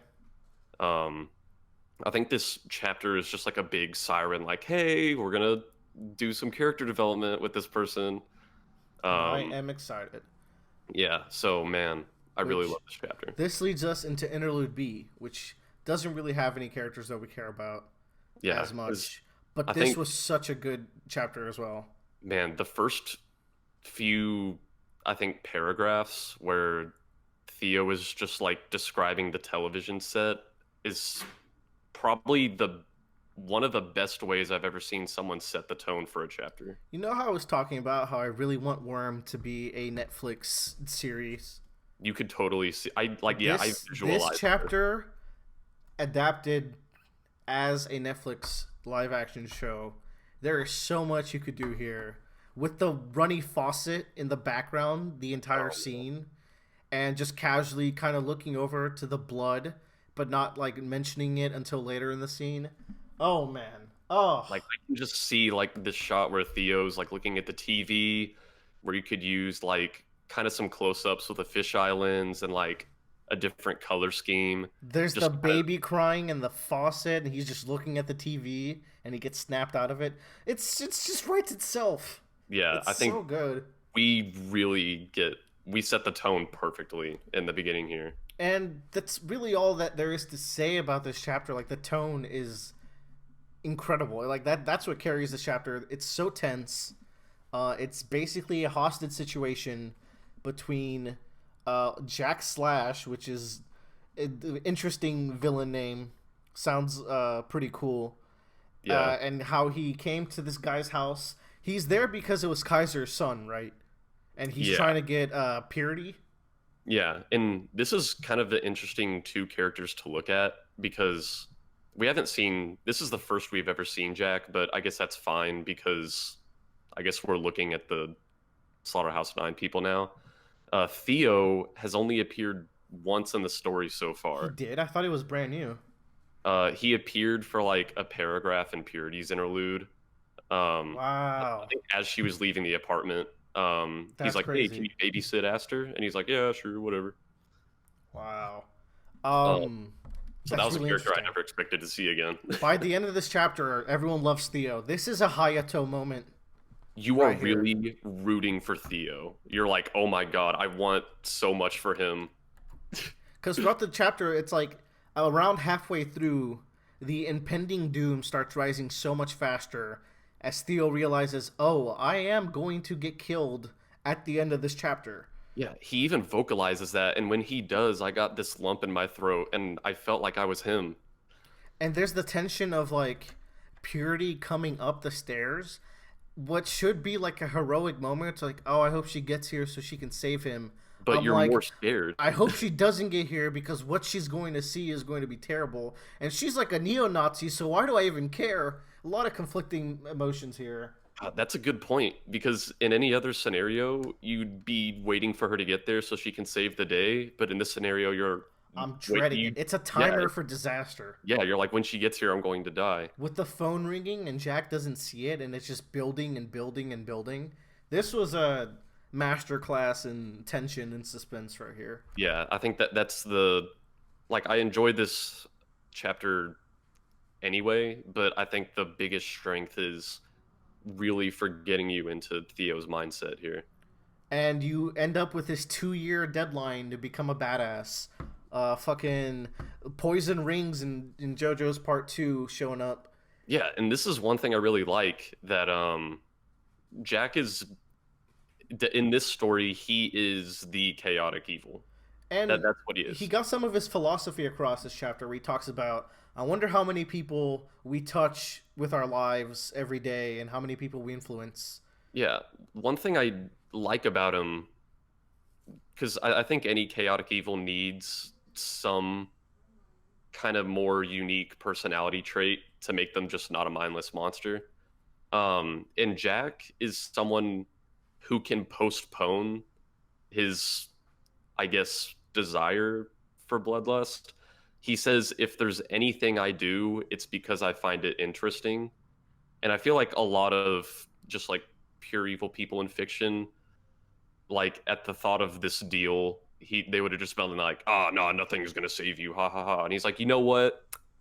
That actually sounds really interesting. I think this would be really cool. He's like, if you can get powers and fight me, I'll let you live right now. I feel like that's not an uncommon setup. Yeah. I just brought up an example of it. Yeah, I'm not gonna say no other villains would do it, but It's executed well. That's what matters. I like Jack better for it.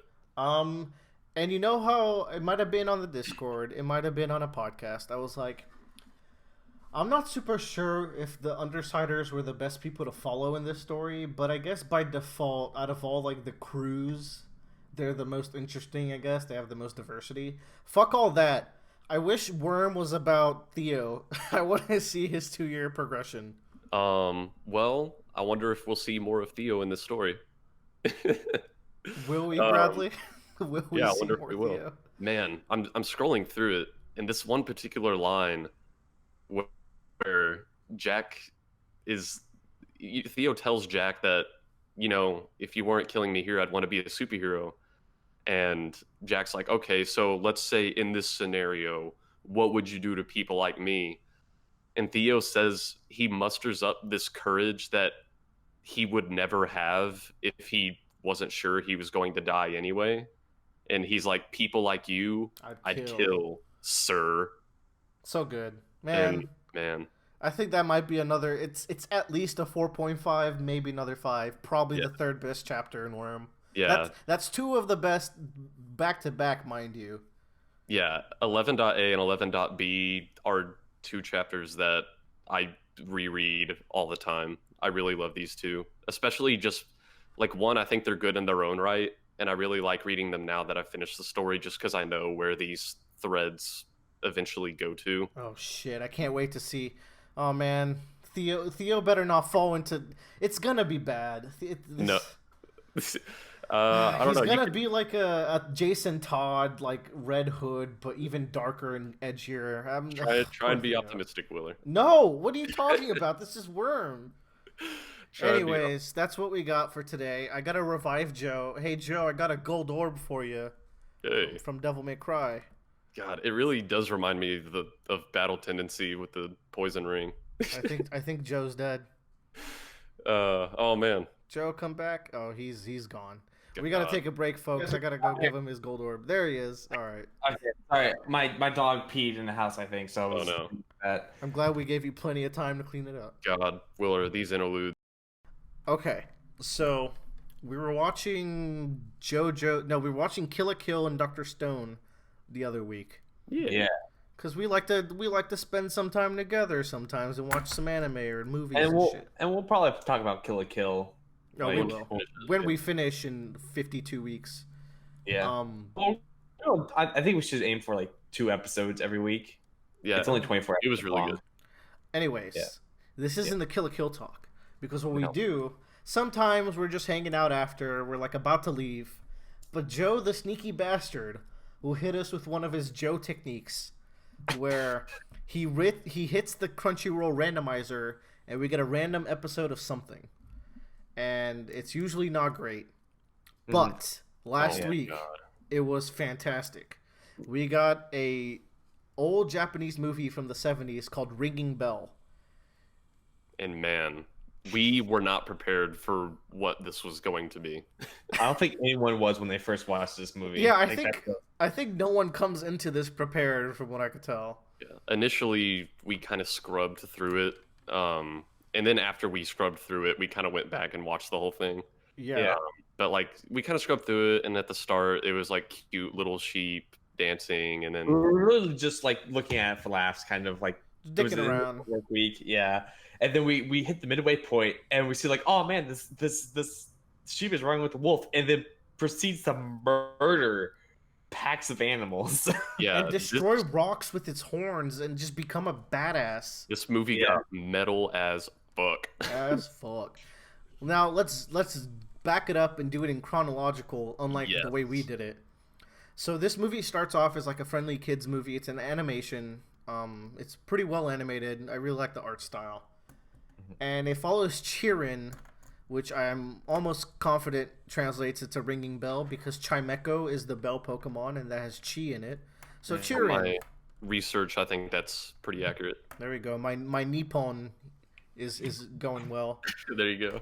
And Gyarados is an Astros player. okay, but it's also Chirin.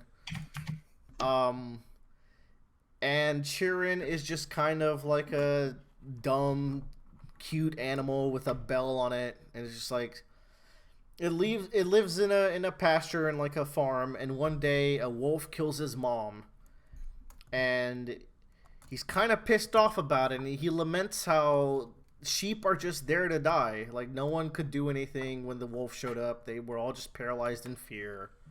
And his mom died. I believe another small lamb died. Lamb, sheep. I couldn't tell what they were. And Yeah, there's sheep, lamb, goat, I think sheep. it's. I don't know. They're sheep. They're sheep, but, right? but those horns are. I don't know. They're sheep. Anyways, Chirin follows the wolf, and he's just kind of pissed. He's like, "Wolf, teach me how to be strong.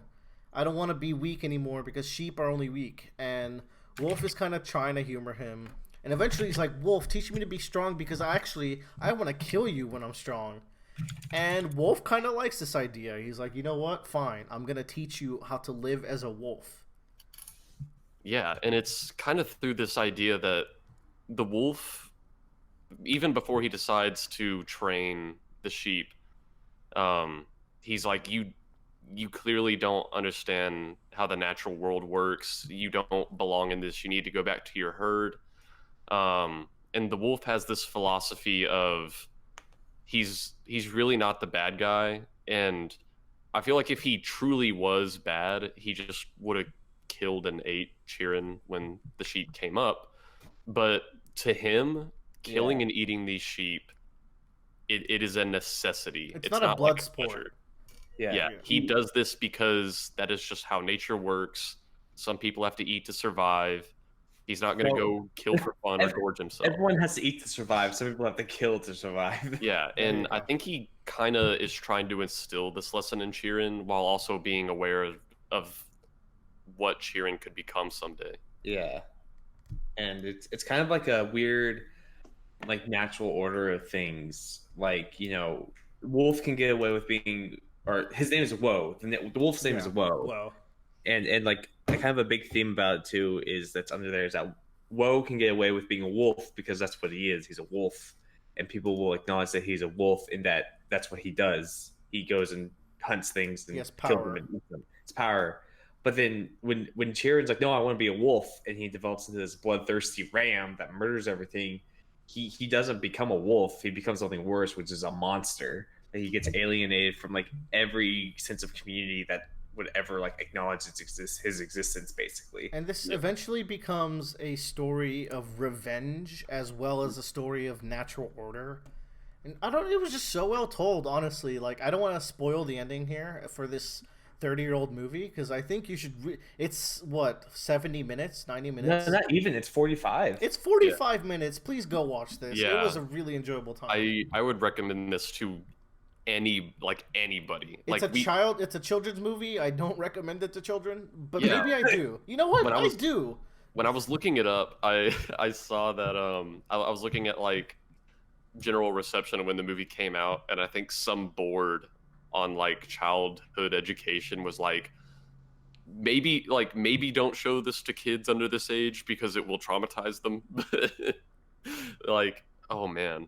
I feel like I would have been a cooler child if I watched this. They said this. I love that sentence. I would be more prepared for the world and its cruelties if I watched. I watched this. I'd be significantly cooler today, man. Yeah, no, this movie, holy shit! Like once we scrubbed through it, once we realized what we stumbled upon, we're like, holy shit, we're gonna wind this back and watch it. There's really good imagery in some scenes, like this early on when Chirin finally gets to Wolf, finally approaches him. Wolf is on top of like this mountain or like rock structure, and he's colored the same color as the rock structure, so he just looks like he's blending in, Oh yeah, and it like the makes him look shots like and a the color. massive, like hulking shadow. It's so cool. The shots and the colors in this movie are amazing. That traditional animation, man, you don't get that these days. Yeah. God, and just the dynamic between Sheeran and Woe is so good. I think everybody should go watch this. Hell yeah! This is easily a 4 out of 5, maybe even better. I was surprised at how much I enjoyed it. It's Yeah. well paced. Every scene is adding something to the story. It's Yeah, really I don't good. think there's any real fluff in this movie. Get it? Because she no, like every scene I feel like is important. And the ending's really impactful. Like they built up to that point in 45 minutes very well. Watch Cheerin' or watch Ringing Bell. Don't jump around like we did. Just give it some time and you'll like it. Yeah, That's what I got. yeah. Go watch it, you nerds. do it. Nerds.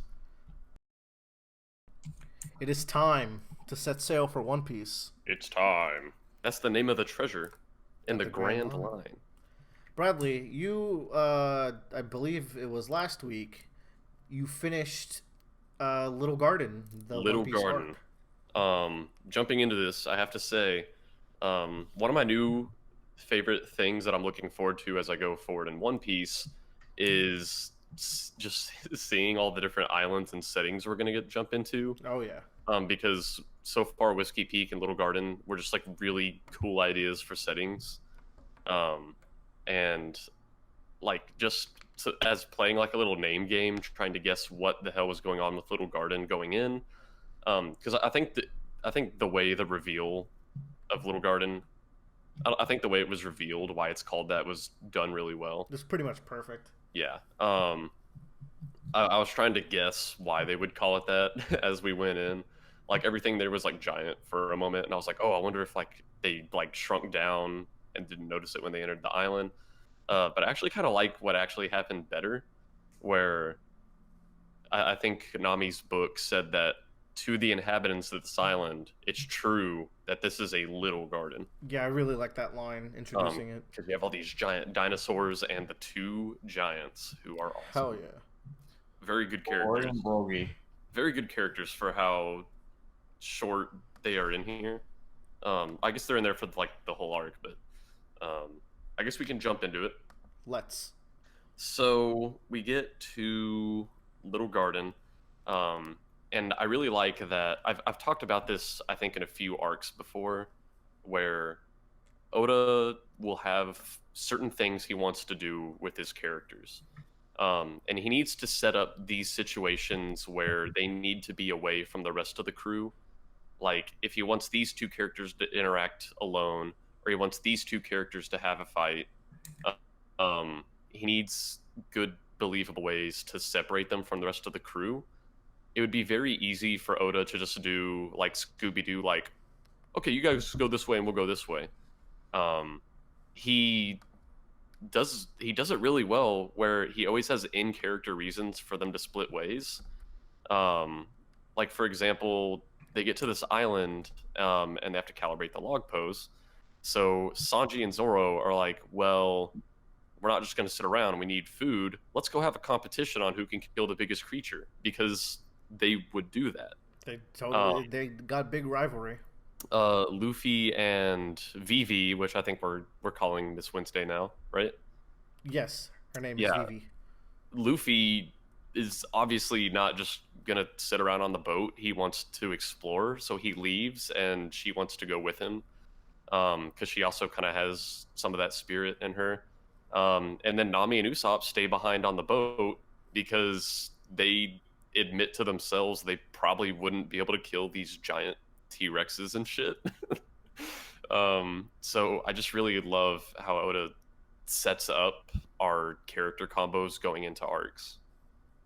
It's really good, and he gets more and more creative with it along the line.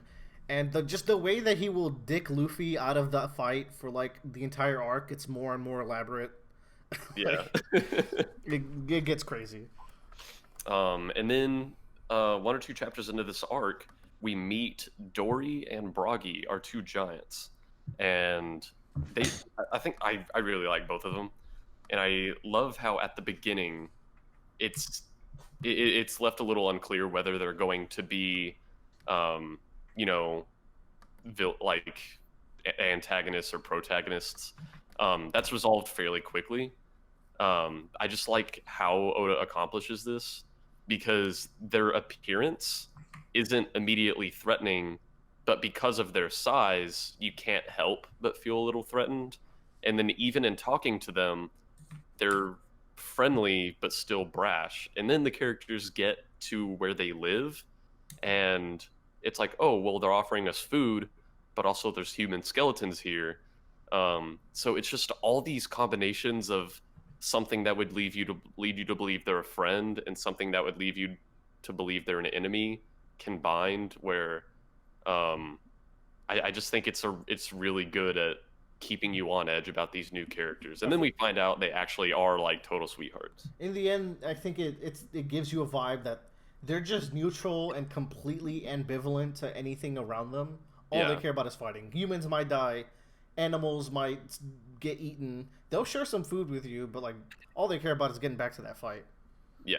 And so pretty soon after we see them for the first time, we cut away and we get to meet Miss Golden Week and Mr. 3. Hell yeah. Which Mr. 3's face reveal is top tier. It's just hilarious because we have a few pages where it's like really close up on his face and his face is in shadow. And she calls him Mr. 3. And then we turn the page. It is an amazing. Oda is the master of the page turn. Of course. He's like, don't call me by my real name. And you turn the page and you see his big stupid 3 on top of his head. He's like, you'll give away my secret identity. And oh, that's good. Oh, good. oh my god. And the thing I like better about, like, I love his 3 just because, one, it gives us that hilarious gag at the opening, but it also works functionally. It plays into his identity as the human candle where, you know, he can, like, light it. And, God, like, Oda, very good at character design. Holy shit. Joe just cracking up. I love that gag. It's so Like, good. I You'll give away my identity. Yeah, was Golden Week where like I will. I was giggling so long and so hard at that gag. Big, long, hard giggles. Yeah. Some would call that a laugh. So Some let's would. see.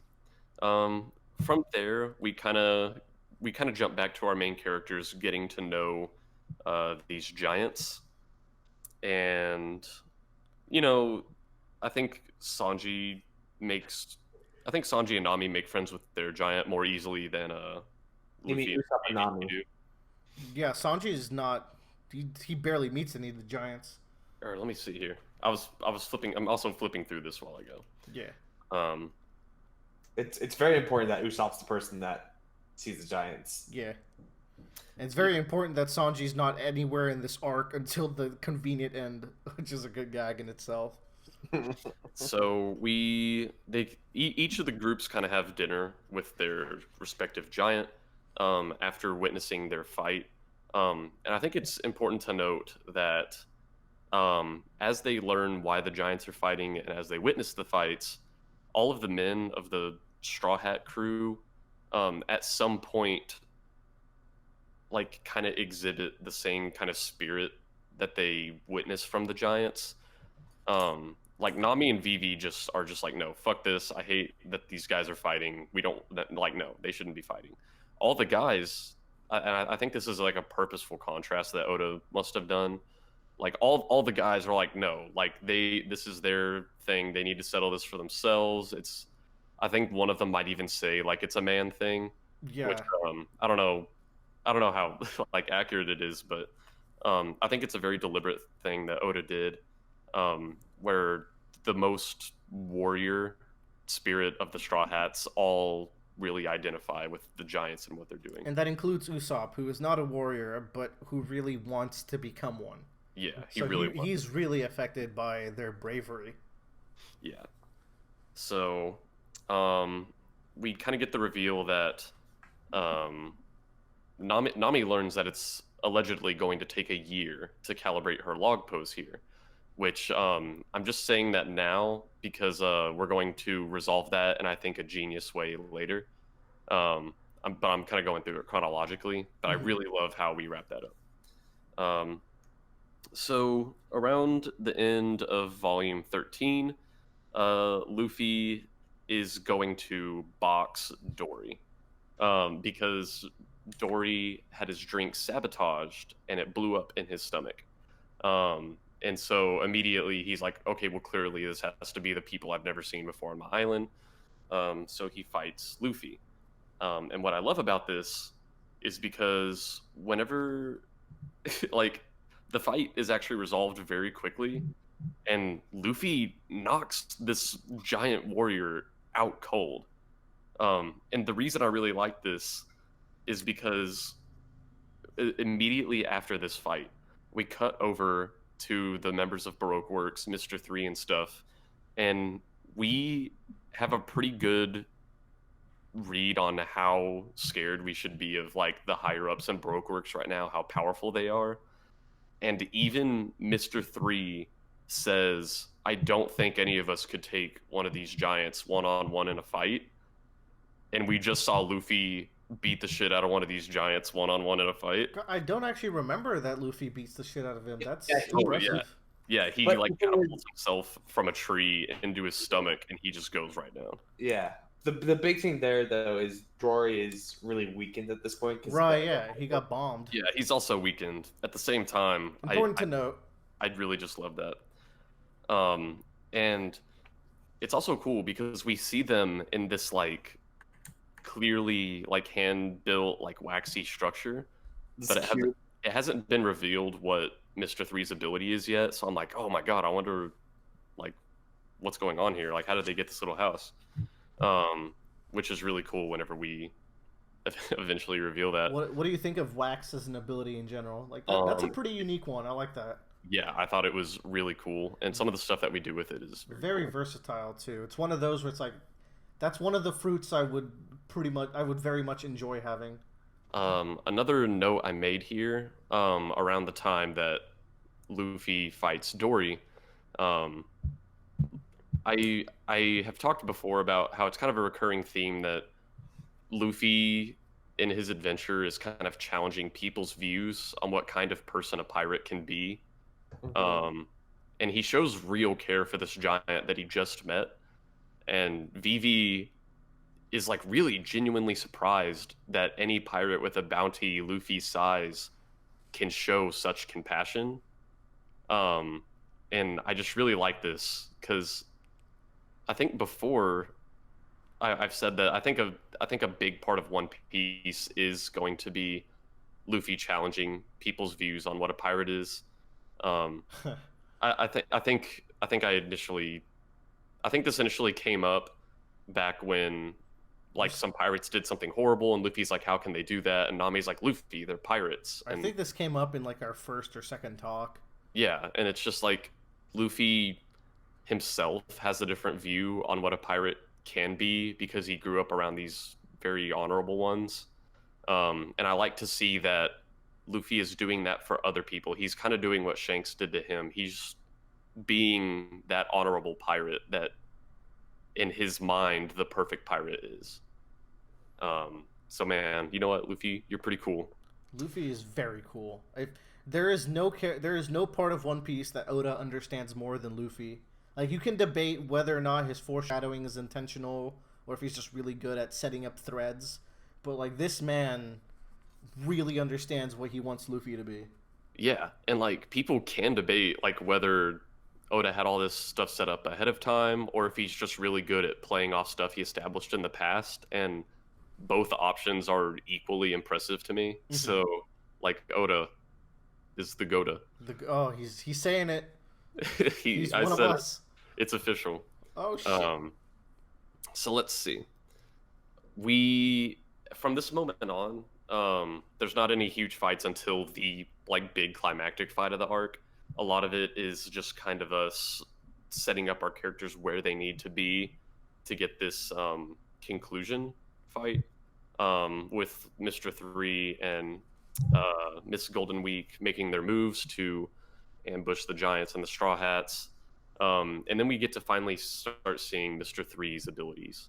and holy shit, like this guy is extremely powerful, and like I like his ability so much more than Mr. Five's. And like Mr. Five is already really cool, but God, like all this wax stuff where he makes like this big like cake looking thing out of wax, and it's like spraying wax everywhere that's gonna turn them into statues. That's a really cool one.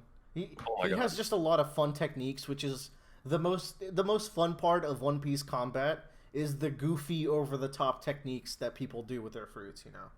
Yeah, it is very cool, and I think in this fight, I won't necessarily go beat by beat in the fight, because people just need to see it for themselves.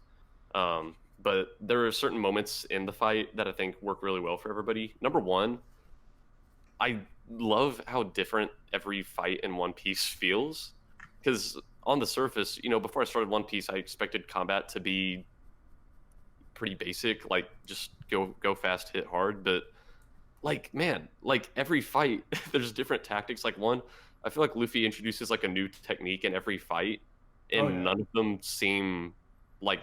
Whenever he does these techniques, it's like, oh, well, of course he can do that, and he uses his brain too, because Mister Three like encases Luffy's legs in wax, and Luffy uses it as a hammer, and then after this, Luffy deliberately gets hit by the attack again after he realizes he can basically get a free weapon by being hit by Mr. Three's attacks.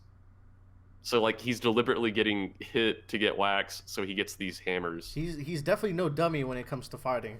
Yeah, Luffy, holy shit. It was so good. That was like seeing Luffy do these things was one of my favorite parts of the fight.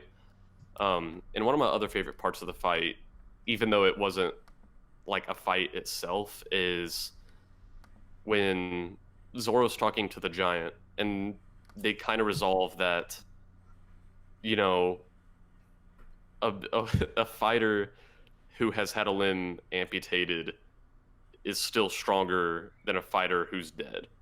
He's So still a fighter. they have after to all. work up to it, but they resolve that they are going to cut off the like trapped or wounded parts of their body and continue the fight. And so they begin the amputation, and clearly the amputation's interrupted. But that's not a bad thing. It like the fact that the amputation was stopped doesn't make it less meaningful, because they really were going to do it. One Piece is the kind of story where if someone says that they're going to do something, you can usually take it at face value and know that they mean it. Like Zoro and Broggy are that kind of crazy. They're that kind of fighter, you know. Like there's no doubt. Yeah, and it kind of plays into more of what I was talking about, where the warriors of the Straw Hat crew, like Zoro, I think he even kind of says it while he's convincing the giant. He's like, we have the same kind of fighting spirit. I know where you're coming from, and I know that you'll fight with me in this scenario. Um, so, God, like that was just a moment. I think that was like one of my favorite parts of the fight for me. For sure. I really like that one. They're just hyping each other up. We're like, we're gonna do it. We're gonna amputate ourselves. Yeah, and And it makes you like squeal. It's like, oh, I don't want a legless Zoro for the rest of the series. yeah, and man, I always appreciate when we get to see Sanji be a hero. Sanji comes in clutch with like he's running around on Vivi's duck, and he's doing this actually for like one or two chapters. He's like running around, and you're like, oh, that funny Usopp, Yeah, running you said running Sanji around. earlier, so I was kind of confused for a second. Oh yeah, I meant Usopp. I'm sorry. Tell the people, don't kill me. So yeah, I almost said Sanji again. Yeah, Usopp's running around on Vivi's duck, and he's doing this for like a chapter or two, and you're like, oh, that funny Usopp. He's always running around and not trying not to get hurt. But he was like spreading oil, and because he knows that, wait, if we ignite this oil, wax melts, and he just really comes in clutch. And I really love when Usopp gets to be kind of the hero, because it shows that everyone on this team has equal value. Everyone's really pulling their weight. On in the that drama. note, think about this: the hero party of this arc, the primary fighters, are Luffy, Usopp, and Karoo. Yeah, That like I find that so fun. Like they're all fighting and they're all fighting for the same goal, and Karoo and Usopp are trying to help Luffy achieve this win, and they're pulling their weight. Really cool. yeah, I just really love that Oda he's able to give all of his characters the spotlight.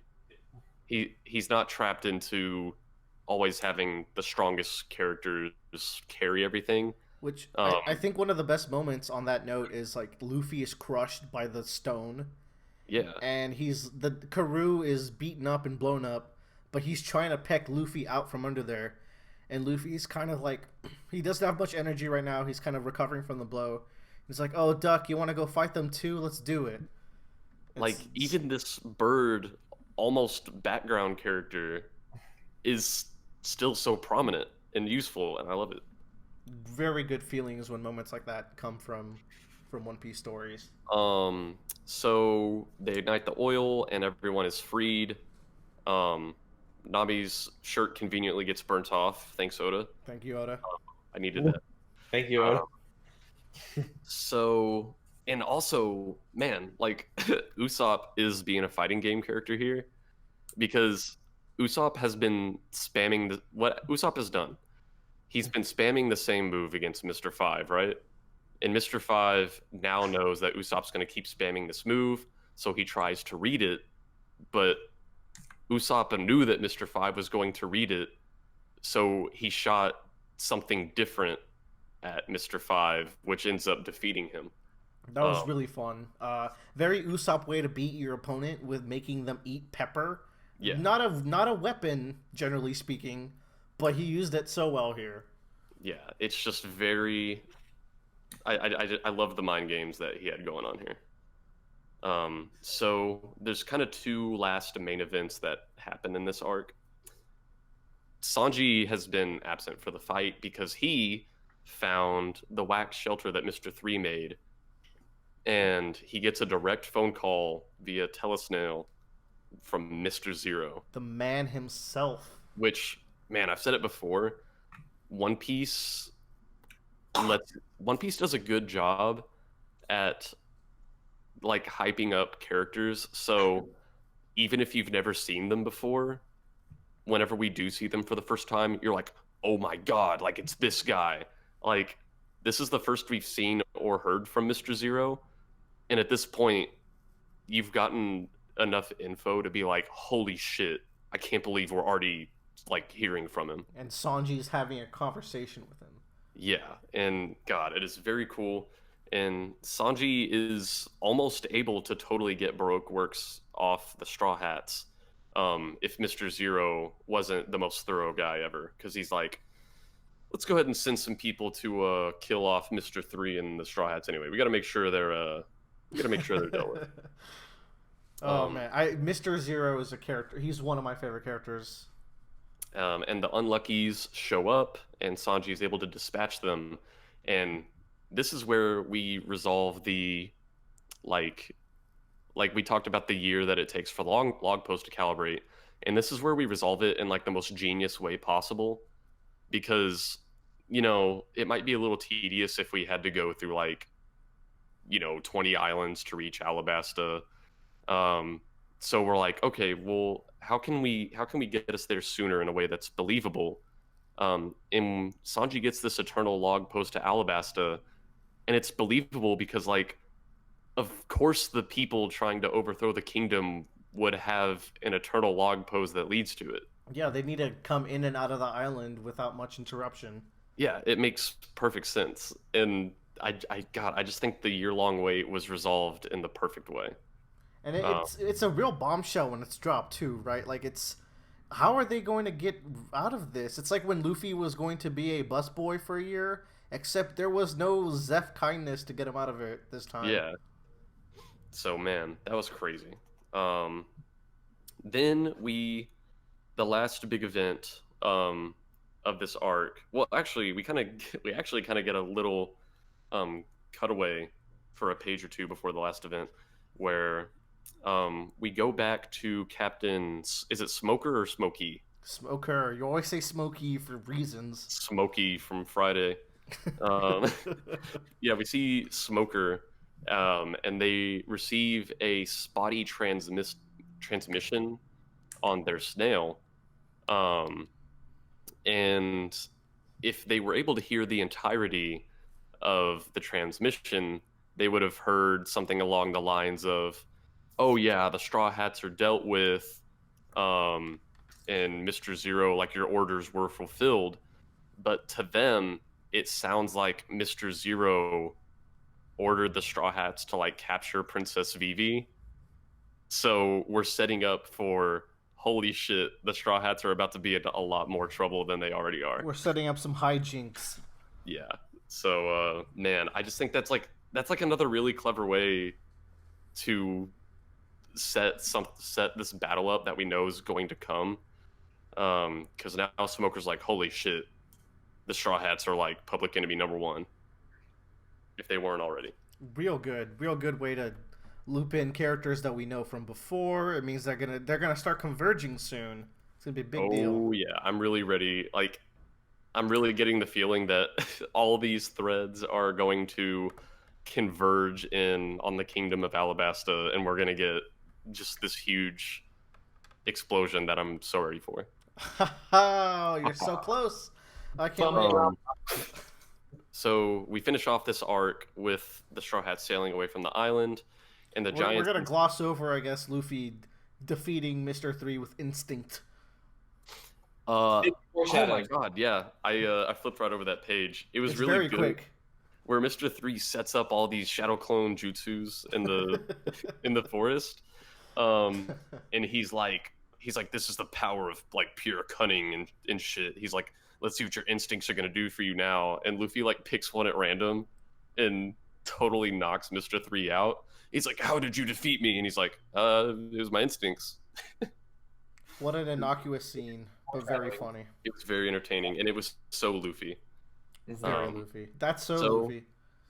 Yeah, so they are sailing off the island, and the Giants insist, no matter what, just keep sailing straight forward. You're going to want to turn, just sail straight forward. Such a badass scene. And, you know, as this giant sea monster comes out, you know, Nami's like, Luffy, like, I know they said to sail straight forward, but clearly this isn't supposed to happen. Like, we need to turn.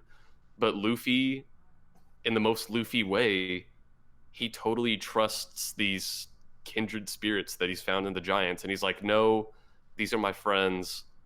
And Luffy trusts them. And he just sails straight forward, and it works out. Because they knew this, they had to know this was going to happen.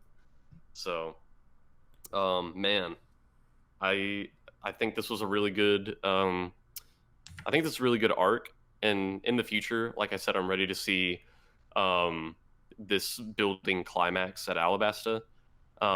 And there's one thing that's been said too many times in this arc for me to think it's not going to happen, where the Giants are from Elbaf.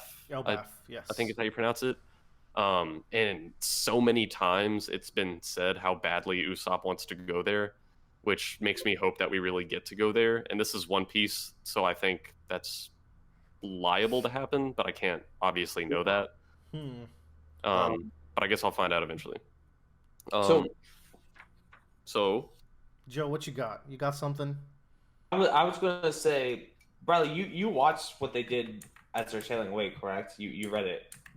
Let's see. I'm flipping through right now. I want to make sure, because I don't know if I took notes on what happened right there. We did get to see the Giants, their past, like how they got into this situation. Okay. Yeah. I love that. That was so good. One thing we are setting up too is as they're sailing away and they're approaching her kingdom, Princess Vivi thinks back to when she was told, no matter what, she has to live. She has to save her kingdom.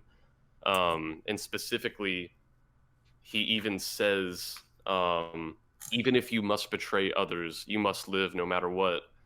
And that's worrying me if we're going to be setting up for her having to betray these friends she's made. Who said that? Was it Igram? Yeah, it was Ingram. Ingram. Yeah, so we'll see if that happens. Yeah. And Zoro is also training. He's resolved to not get trapped like he did again. Yeah. So I want to point something out to you, Bradley. Okay. You might remember from Syrup Village, the arc way back when. Usopp's dropping a bunch of fat lies to entertain Kaya, yeah? Yes. One of them is a story of a giant goldfish that poops island-sized poops. Ooh. And how Usopp has slayed it in his vast journeys Oh in my the past. god, and the Giants even said that thing had island-sized poops. That they did. Oh man, I didn't even catch that. I love it. There's like a... Yeah, just keep your eyes out. Also, we get our first view, I think, of Mr. 2, Bon Clay. Oh shit, really? Which it is. Yeah, we get it back. It's like it is like one page. What was it, Bradley? What are your thoughts? I mean, there's not enough here for me to know what's going on. I think they're just. I think he was the one who was ordered to go kill Mr. 3. Yeah. And that's pretty much all it is. Yeah. But I've heard the name Bon Clay a lot in the past from One Piece people, and so that makes me excited to see what's going to happen. You probably heard it in a sentence like Bon Clay is the shit. Yeah. Bon Clay's an S tier character because he is. Also, I think it's worth mentioning that we've moved on to a new like mini arc between chapters where now it's Django has woken up in Usopp's town and he's trying to get his shit together. Yeah. That's a fun It's basically one. a hangover. Yeah, it's the very start of this line. Man, So, Bradley, I I'm really ready. hope by next podcast you read Drum Island because God. me and Joe got some things to talk about with you. I'm very Yeah. excited for more One Piece. What would be your rating for Little Garden? Because me and Joe had different ones here. This is a big one for us. Yeah, and I was thinking about this when I finished the arc because it's hard for me to rate One Piece arcs because if I rate One Piece arcs in relation to other One Piece arcs, this might be like a 3 out of 5. But if I just rate it like in general, like how good is it on a fundamental level, it's probably more like a 4 out of 5. Bradley, how did your heart feel? That's what. Yeah. Just answer that. My heart felt pretty content with how we finished this up, and it also felt excited to see where all these plot lines that are brought up in like the last 2 chapters of this arc. I want to see where they go. So yeah, I don't know. Like if I'm rating it in relation to other One Piece arcs, probably like a 3 out of 5. But like in general, I'd probably call it a 4 out of 5. So I don't know which of those you want to take.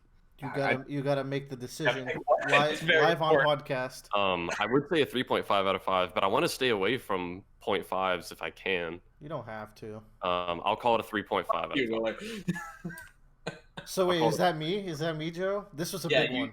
you Yes. put it Oh, okay. I was man. really behind. I've been waiting to talk about One Piece, and man, that was fun, and I'm really excited to see where we go from here. So I'm am very I. for Drum Island. It may put your personal biases to the test with some ethical.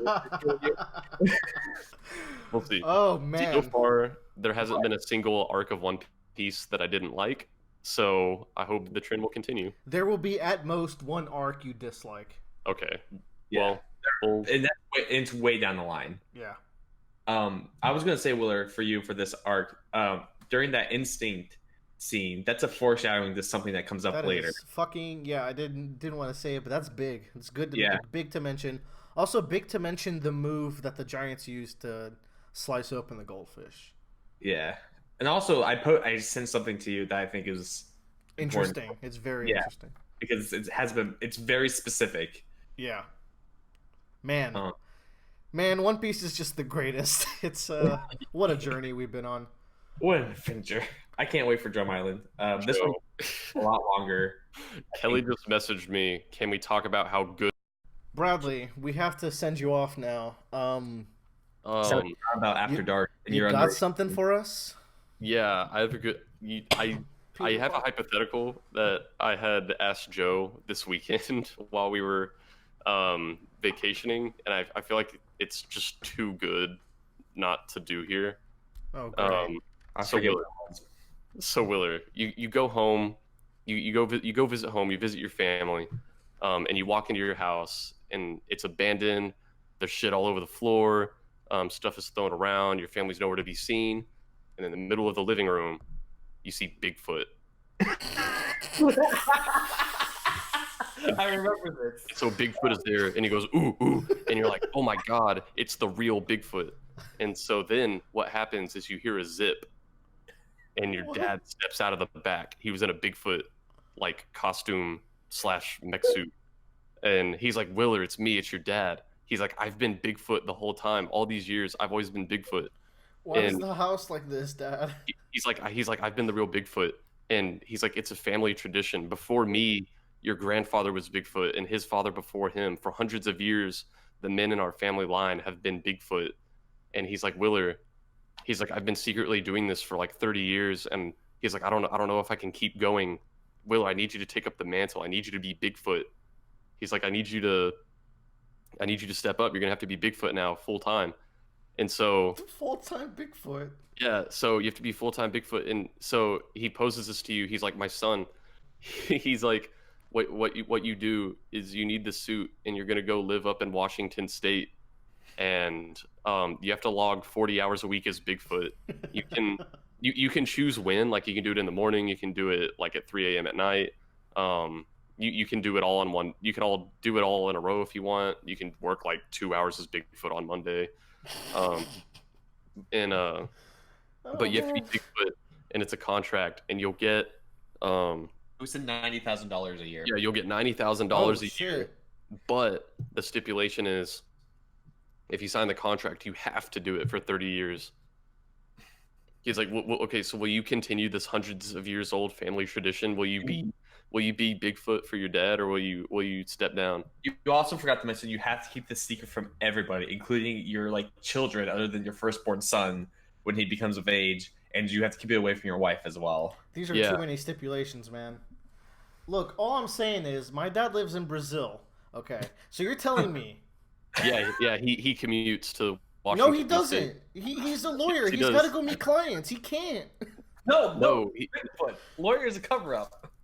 Yeah, the version of your dad in Brazil is a cover-up. The version of him? Nah, this is a stand user. No deal. Joe, were you Bigfoot? Wait, there's a part 2, Willard. Oh, great. Wait, Willard, do you have any sisters? Yes. Oh, never mind. You leave my sister out of this. So I was gonna pose this question to Joe. I was like, okay, well, also after the Bigfoot thing, you get to go see your mom, and then your mom is like, Willard, for hundreds of years, the women in our family have been the Loch Ness monster. We operate a big mechanical Loch Ness monster, and so your dad doesn't know about the Loch Ness monster thing, and your mom doesn't know about the Bigfoot thing. So they've each secretly been these mythological beasts. And originally, I was gonna pose the question as, you don't have any sisters. Will you take up the mantle of Loch Ness monster?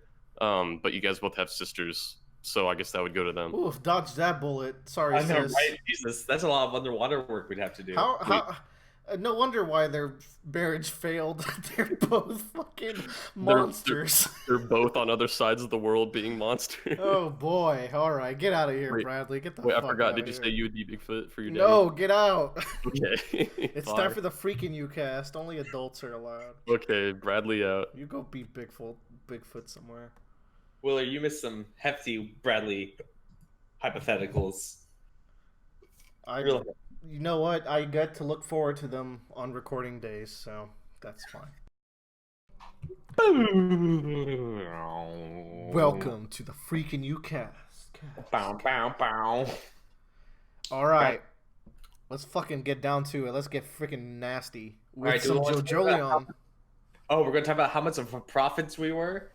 What part? Well, yeah, but. We're real prophets next chapter when you guess the head doctor stand right. But for now, we're semi-prophets. So yeah, Ojiro fucking died. Whoa! Slow down. Yeah, I mean, Me and Joe left last chapter. We probably said on the podcast. Jobin and Tsurugi are going to repel Ojiro, and everything's going to be fine and happy, and then Ojiro will get fucking murdered. Now, I didn't expect it to be a cold, brutal, long-distance murder. Yeah. And by cold, I mean hot. Yeah. So, I think going into, this arc, you and I were theorizing that this was going to set up some more conflict, because we still have so many days left until, the countdown happens. So I think you and I were thinking, this is what was happening there. The head doctor arc is going to be kind of like a force that's going to drive all of our characters together for a central conflict. I knew this one was after. I got that because Tsurugi fell asleep. So I got. Oh, that's right. Yeah. But I felt like it was going to be some sort of other driving force that would have to to either driving the conflict with Jobin and Josuke again, or they'd have to meet up and team up, or just anything really. Nah. Quick short arc, which a lot of people are like, why did this happen? Well, we're gonna get to that. How about we take it from the top and kind of scroll through and talk about some interesting points? Let me get that manga decks or my credible sites to read Jojolion. My Viz Jojolions, which totally exist, I promise. God, I mean, I'm telling you, Shonen Jump, or Shueisha, I'd pay you. I already pay you to read the other. I will read official Jojolions, man. Yeah. Well, shit, dude. I don't know if I can. I can wait a couple days for One Piece. I don't know if I can wait a couple days for Jojolion. I need it on that 19th, man. It's the cornerstone of my month. It's hot. Also, I was very excited because it was the cover of this issue of Ultra Jump, so that made me happy. Yeah. This opening pose is apparently an Elvis Presley pose, and it just looks great. I love when Josuke is drawn in blue as opposed to white and orange, and sometimes he's brown, or I think he's even been pink. He looks better in those cooler colors. Blue is my go-to. Also, he's got some polka dot shoes. God, man. I love the color schemes whenever they get crazy like that. So, it starts. Dad and son freaking out. They're noticing that shit's going down. By page 4, Tsurugi smashing his face with the phone and launching himself, and that you get this panel of him Daddy, it's still not over. My hand is still being controlled, and he's just bleeding all over the place. Yeah. And Jobin is very justifiably mad. He's a cold guy, but this guy loves his family. Yeah, this is, I think, the best way to compare Jobin is the Cersei in Game of Thrones. The thing that Jobin will always care for is his direct family, his wife and his kid, and making sure they are okay.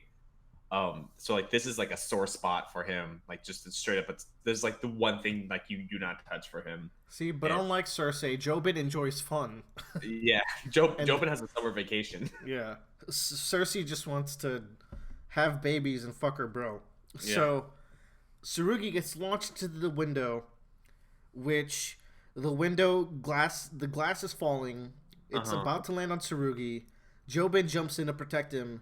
And the whole first half of this chapter is just peak JoJo action, where it's super tense, it's super gory, it's and you calculated. Get big plays, very calculated. Where when Jobin reaches out to help him, Ojiro is immediately on it and tags both of his hands, which is a big oh fuck moment. Yeah. So let's talk about that. He can just touch you to use fun now. No, I think he cut himself slightly when he was reaching through the window. No, because Ojiro is most definitely touching it. Well, I think but he's also touching him, so it could be both. But it used to not be touching. It used to be if you get hurt and he's above you, it's a new wound. Okay. And I guess you can't use a controlled arm to create more wounds. It has to be more natural. It has to be a direct. Yeah. Thing. And then this chapter gets really uncomfortable for this point, where Jobin is choking his son out, and Ojiro's being a total asshole above them. And he's completely bodying these two, and these two are pretty strong stand fighters. Yeah. And just the idea of Jobin strangling Tsurugi is super uncomfortable, and then he's eventually stop, I'll tell you what you want, I'll show you my stand. He caves in, which is a really big moment. If you don't believe that he will put his family above most things, like this is very clear to me. Mm-hmm. He got driven to a corner and he gave up. And I really like how Ojiro was like, "Show me your stands, bro." I really love when people do that. Ponrav does it in part 5, where as long as I can see your stand, I can at the very least know what it looks like and surmise its range. Like, you can try to fool me with its ability, but I can at least get an estimate. Which, yeah that's really cool. Mm-hmm. And also, like, it's almost like kind of like showing your hands, like you're not trying to sneak up on me with your stand, or it's not a long range stand and you're kind of positioning it somewhere. Yeah. It's you're basically showing your gun and saying that's like, this is the range of my gun. I can't really do anything to you right now. Yeah. Then you get like the most metal shit, dude. I love this panel where Jobin is forced to guillotine themselves with the glass. Yeah. That just looks so brutal. I really like that one. And they're dying, and Ojiro comes in and he takes the plant and he steals the money. So let's back it up a second. Yeah. Ojiro smacks away Paper Moon King, and that's why he's under an illusion. But this illusion is very different from anything Paper Moon King has done before. Yeah. It's like substitute things. He's not replicating something or like making something indistinguishable compared to something else. Like he made Jobin look like a potted plant a couple chapters ago. That's fine. That's in line with what he does because there was a plant nearby. Yeah. This is like let me get the wording straight. Let's see. It feels like a full illusion almost. It is a full illusion. If I jump forward, he says, "Thank you, Tsurugi. All the broken glass and bleeding from shutting the window frame were exaggerated with an illusion of yours." So, what? How? So I think like what do you mean how? Like that's not. I'm trying to do Araki's work for him as we do. Yeah. I'm trying to stretch our previous definition of Paper Moon King to fit this. Yeah. And I'm not sure I can. Like, I think part of he can change now. He can add or remove aspects of something around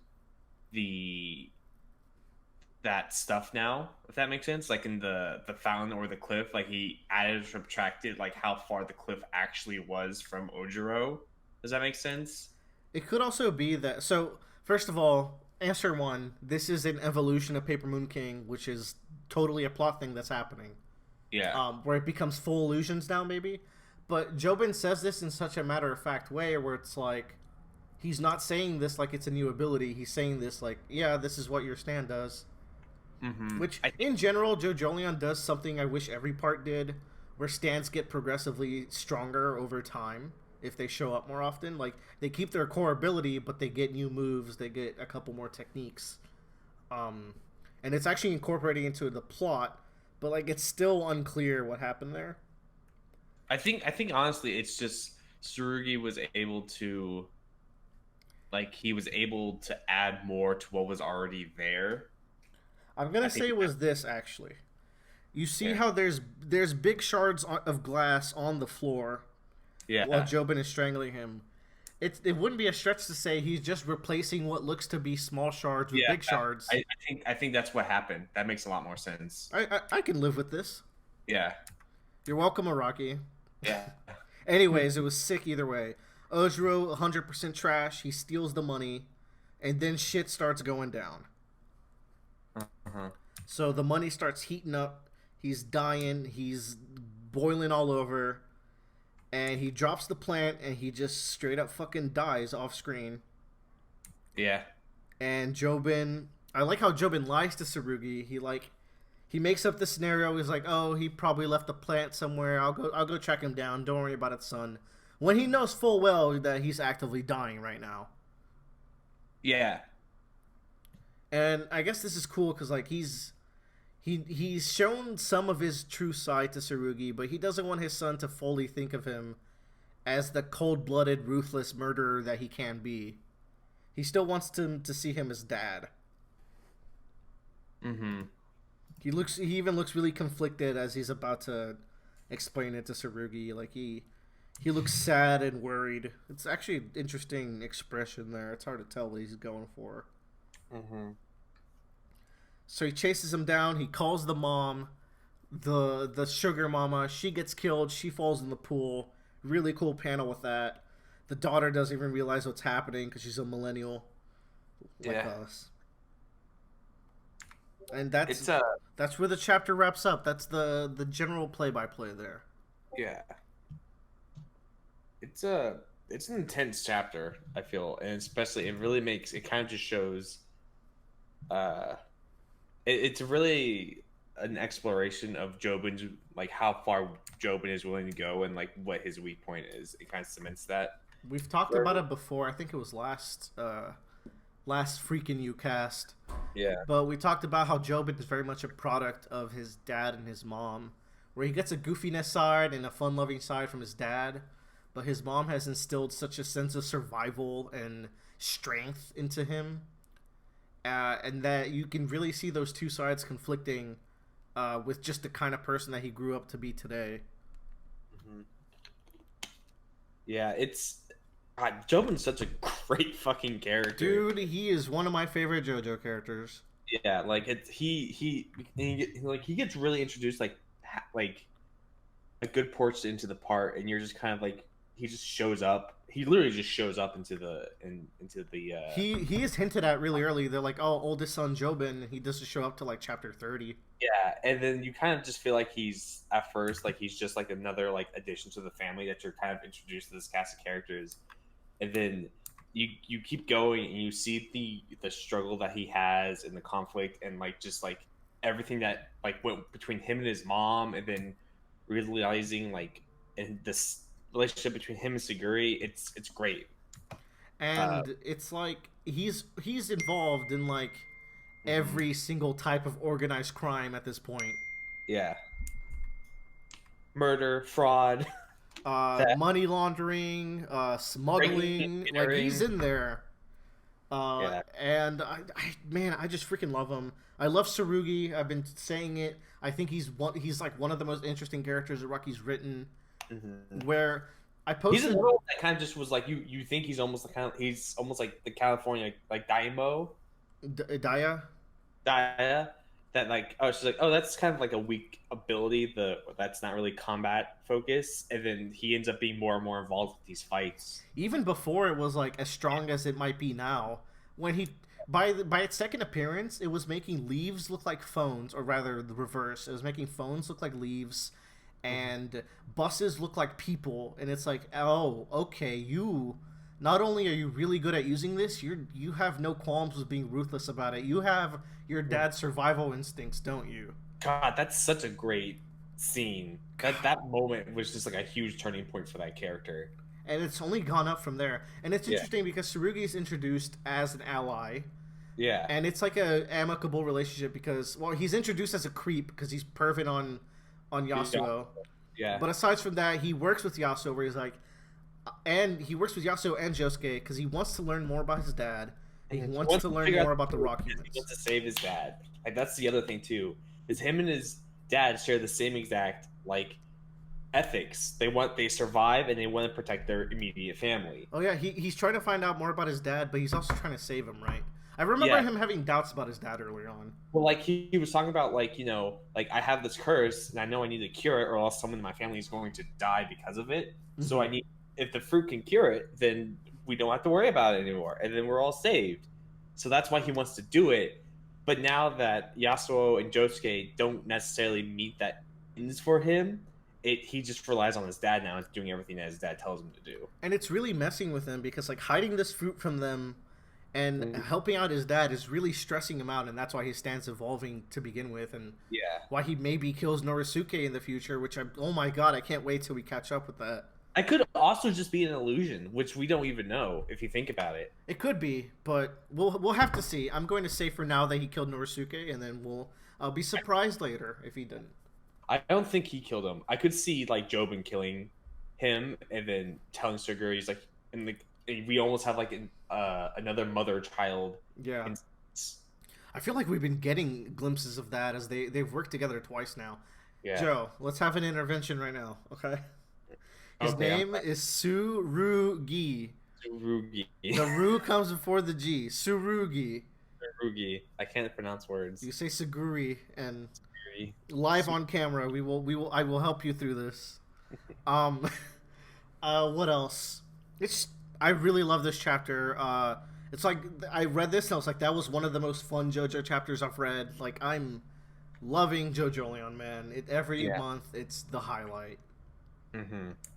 And like, and it really gets up there because like we'll read One Piece, like, oh man, One Piece is so good, and then Araki comes out with this bomb of a chapter that like blows, like our minds, and we're just like, oh my god, and like just the evolutions of the stands, and like kind of revealing more of what these stands can do, and the writing is so much more tighter than other parts, and the fact that he's limited his character pool to like such a small set of characters that keep showing up again, it really helps out a lot. And let's talk about like the importance of Ojiro showing up, right?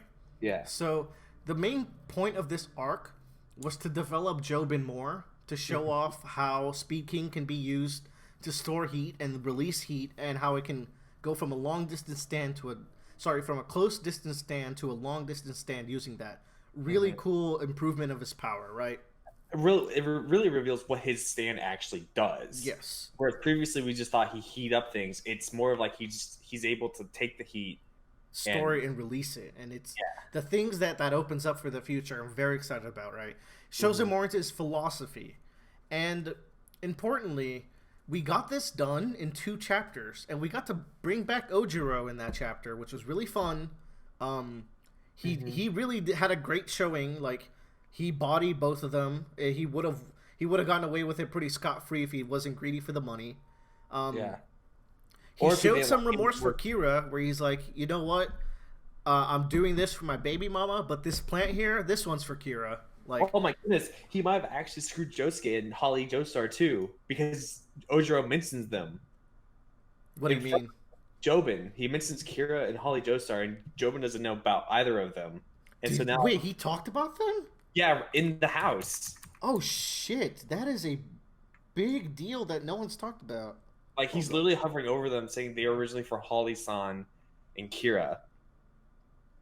Wow, please go somewhere with that, Araki, because that's another really good thing to add to this part. That's a big plot progression. Because what that does, it links everything back to Josuke in some way, which means that it cements more that Jobin's going to go against Jobin might go on the attack.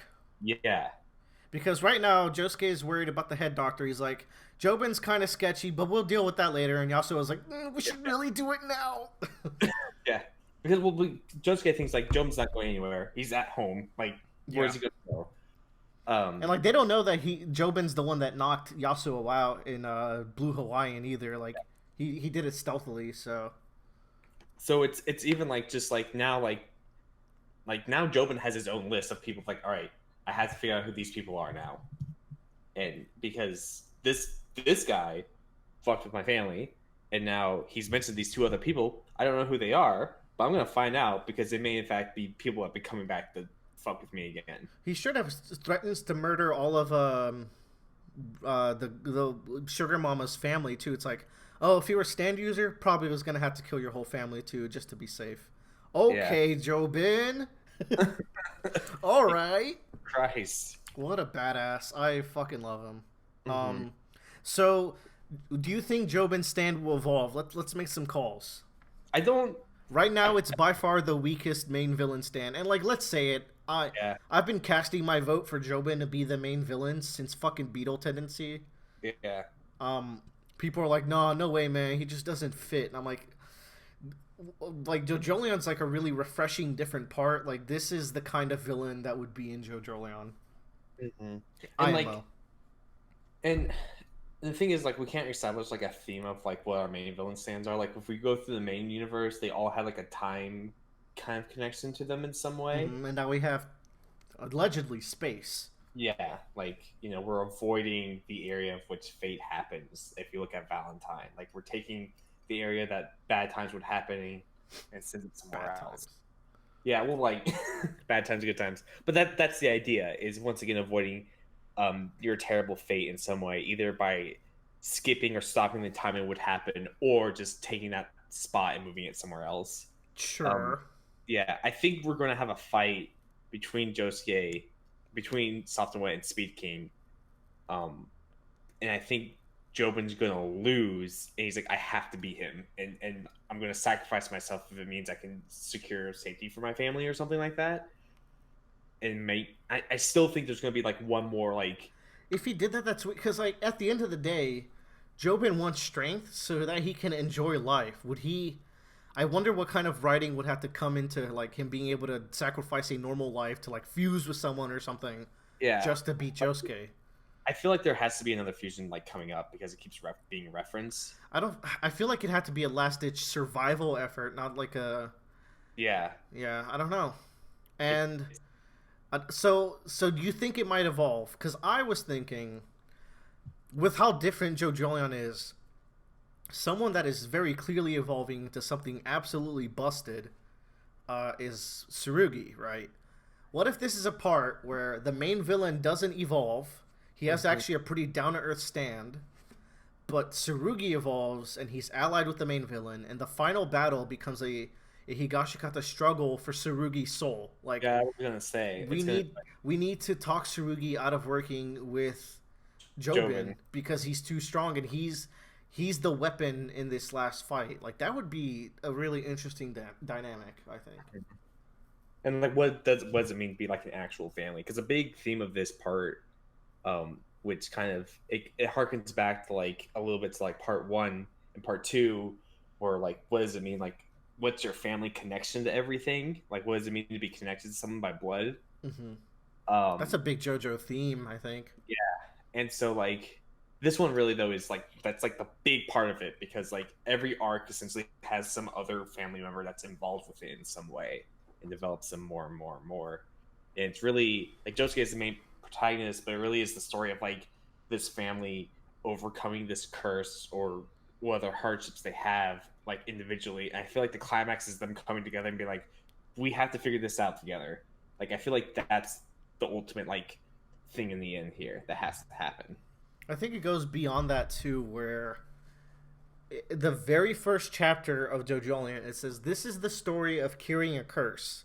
Yeah. People that say Jojolion lost its way when Josuke found his identity, no, like it's more on track than it's ever been, because he's working to cure Holly's curse. And what you're saying got me thinking, yeah, because like now the Higashikata family is going to get into a struggle on how to cure Tsurugi's curse. Mm-hmm. And what does that mean for the family? Like, does that mean like we were going to sacrifice a portion of our family to cure just another portion of the family? Like, is that fair? That's like a huge deal, I feel. And Norisuke was willing to give up his life for Tsurugi. Yeah. But Jobin wants to kill others to get this fruit to cement that, like, the wealth and well-being of his family. That's I mean, if that's where it goes, that's really good and like pretty reinforced so far. I've never thought like Jojolion like kind of lost what I was trying to say. It was very important. Like, it's like part 4 where like there was a lot of like build up to like setting up pieces of like where these things are, and really when vitamin C hits, that's where like we kind of understand what's happening with our driving forces now. It's like that. And C is the Yoshikage Kira wants a normal life or quiet life. It's halfway point also, which I think this part might be around 110 chapters. Yeah, and it's just it's so reliant on like the family dynamic and like what it means to be in this family, and like because every time we see them almost interacting like individually with each other, and Josuke is like the only one that's like working together with each family member, like with he's teamed up or fought everyone at this point. Yeah, and like Joshu and Josuke have like that on the street where they have to figure out what what's happening with the street. Hato and Josuke murder Damo. Yeah. He fights Daya, and now they're pals. Best friends. Tsurugi, and he helps out Tsurugi with I Am a Rock. Yeah. And with and becomes really close with Neurosuke too. Yeah, him and Neurosuke are pals. Yeah. Kato's the only outlier. Kato and Jobin are the only outliers in which he hasn't had like a beat up moment. The fact that we really don't know Kato's role in this, and like Araki has been the most consistent he's ever been this part, where he's working with 80% memory, which is an all-time high. So it's like What is Kato like? Kato has a purpose, and I'm dying to find out And what. it's not like he's forgotten because she gets mentioned. She showed up not too long ago. She was in a hammock, just chilling. Yeah, like she's sitting there and waiting. She's definitely there for something. Man, I think that's good for Jojolion. I'm very excited for the future. Mm-hmm. Another great chapter. Hope you guys enjoyed our discussion. Yeah. All right, and to wrap up this podcast, we got some One Piece. We're gonna be covering chapters 947 to the current one, which I think was 950. God damn, 950 chapters, huh? 949. 950 is this Sunday. Okay. Well, Yeah. anyways, where we last left off, Big Mom had shown up to Udon. She was about to fight Luffy, and we're like, oh, how well is Luffy going to do here? And he's immediately just bodied and smashed into a wall with Hyogoro as well, which is pretty funny. Hyogoro in general is really funny this chapter. Yeah. Where he gets a little, he explains advanced hockey a little more, and then he dies, and then Big Mom punches him, and then he rolls away. Yeah. The fake out death really got me laughing when we first read this. Yeah. Yeah. And then she kind of goes on a rampage, and this is a really, I think the big takeaway for this chapter was less of about Luffy and more about Queen. Yeah, this was a Big Mom Queen chapter. Yeah. Granted, didn't Luffy didn't do anything to Big Mom, huh? He didn't get any push or anything. No. He just got destroyed. He was able to replicate what he had done before, basically. And Queen gets up. He was kind of paralyzed there for a while. Big Mom rampages for a while because she runs around the island the prison the whole way. Yeah. And he does this god tier play where he just drops on her head and knocks her out. And for a moment, she regains her memory and then passes out. Yeah, which is just like, oh no. The moment where she's regaining her memory, everyone's just like, oh, this is the end. Like, even Queen's freaking out, and Nope. Everyone's just. They know. This has just been really good in general to set up like how scary Big Mom is, and everyone knows. Like the fan base seems to have forgotten because she looks goofy and she yelled "wedding cake" a bunch of times, but like no, she is one of the strongest humans in this planet. Yeah. Even without her fruit, she is destroying this prison that has someone as strong as Katakuri in it. You know, like it's crazy. And it's just a great moment because like even like as a reader, because like for me reading it and you realize like, oh, she's regaining memories, I'm like you're freaking out because that just screws everything that's happening, like regardless. And then she passes out and you're like, okay. Which is important because it removes Queen from the prison because now he has to transport her to Kaido, which we haven't seen what that's going to be like. I feel like Kaido's going to be angry that he brought her over. Or excited because now he gets to kill Queen and that eliminates another emperor. You mean kill Big Mom? I mean Big Mom, yeah, not Queen. No, he's going to be terrified because he doesn't want to pay child support for Oven, Daifuku, and Katakuri, okay? Yeah. And I really like especially the last line of this chapter where I've always been free and now this place is mine, says Luffy. Saying I've always been free is like one of the most powerful things Luffy has ever said. Yeah. He's just been on fire this arc. And it's like, yeah, I could have gone out here. Like, I knew I was fine. He's just waiting for his moment. He's also making big plays because he's like, oh, I'm going to take over the prison now. Yeah. Big deal. So next chapter happens, and we get a new cover story, which is everyone else on the Big Mom ship. Oh yeah, I didn't really notice that at first. We don't get another one next chapter. We just get this one this chapter. No, this isn't Big Mom's ship. This is her daughter who married the castle Capone. man. Capone? Isn't that her in the middle there? Yeah, that's her. I thought they escaped on Capone. Well, I guess they had to get on a ship after they ran away. Where Capone, that was a pretty good gag where Capone puts like a straw hats this way sign and then runs the other way. Yeah. It's pretty good. So we get this chapter of just Luffy jumping in. He's fighting people. A lot of chaotic art going on. He's just having the time of his life. Just Chopper's freaking roughhousing, out, doing some punches.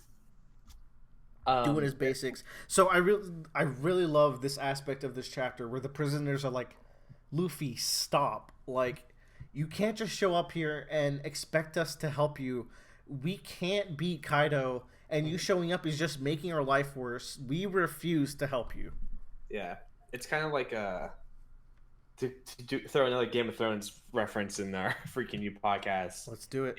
Yeah, it's like what should have been happening with Daenerys. Like that should have been her struggle, is that she's going to a place that doesn't want to be saved because there's no point in being saved. They don't believe they can be saved. Yeah, that like it's just it's this like like you can only make it worse. Like we're just so far in a hole that climbing out is basically impossible at this point. And it would have been so easy to write it to where Luffy shows up and is badass, and everyone's like, "Wow, he's really cool. Let's fight. Yeah, we can do this with him." Yeah. No, Oda took the time to take the proper steps to get these prisoners on Luffy's side, which comes next chapter.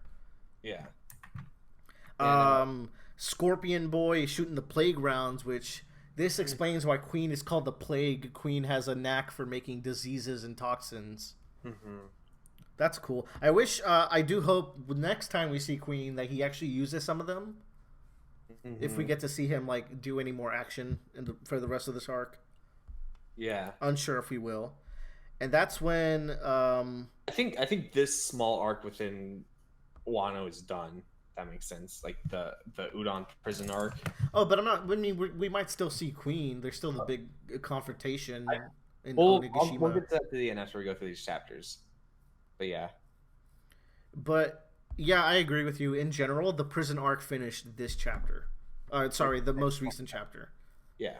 But as we're going through, like in all the chaos, the what's his name? Kawamatsu is released. His cell breaks open finally, and this is his time to be revealed.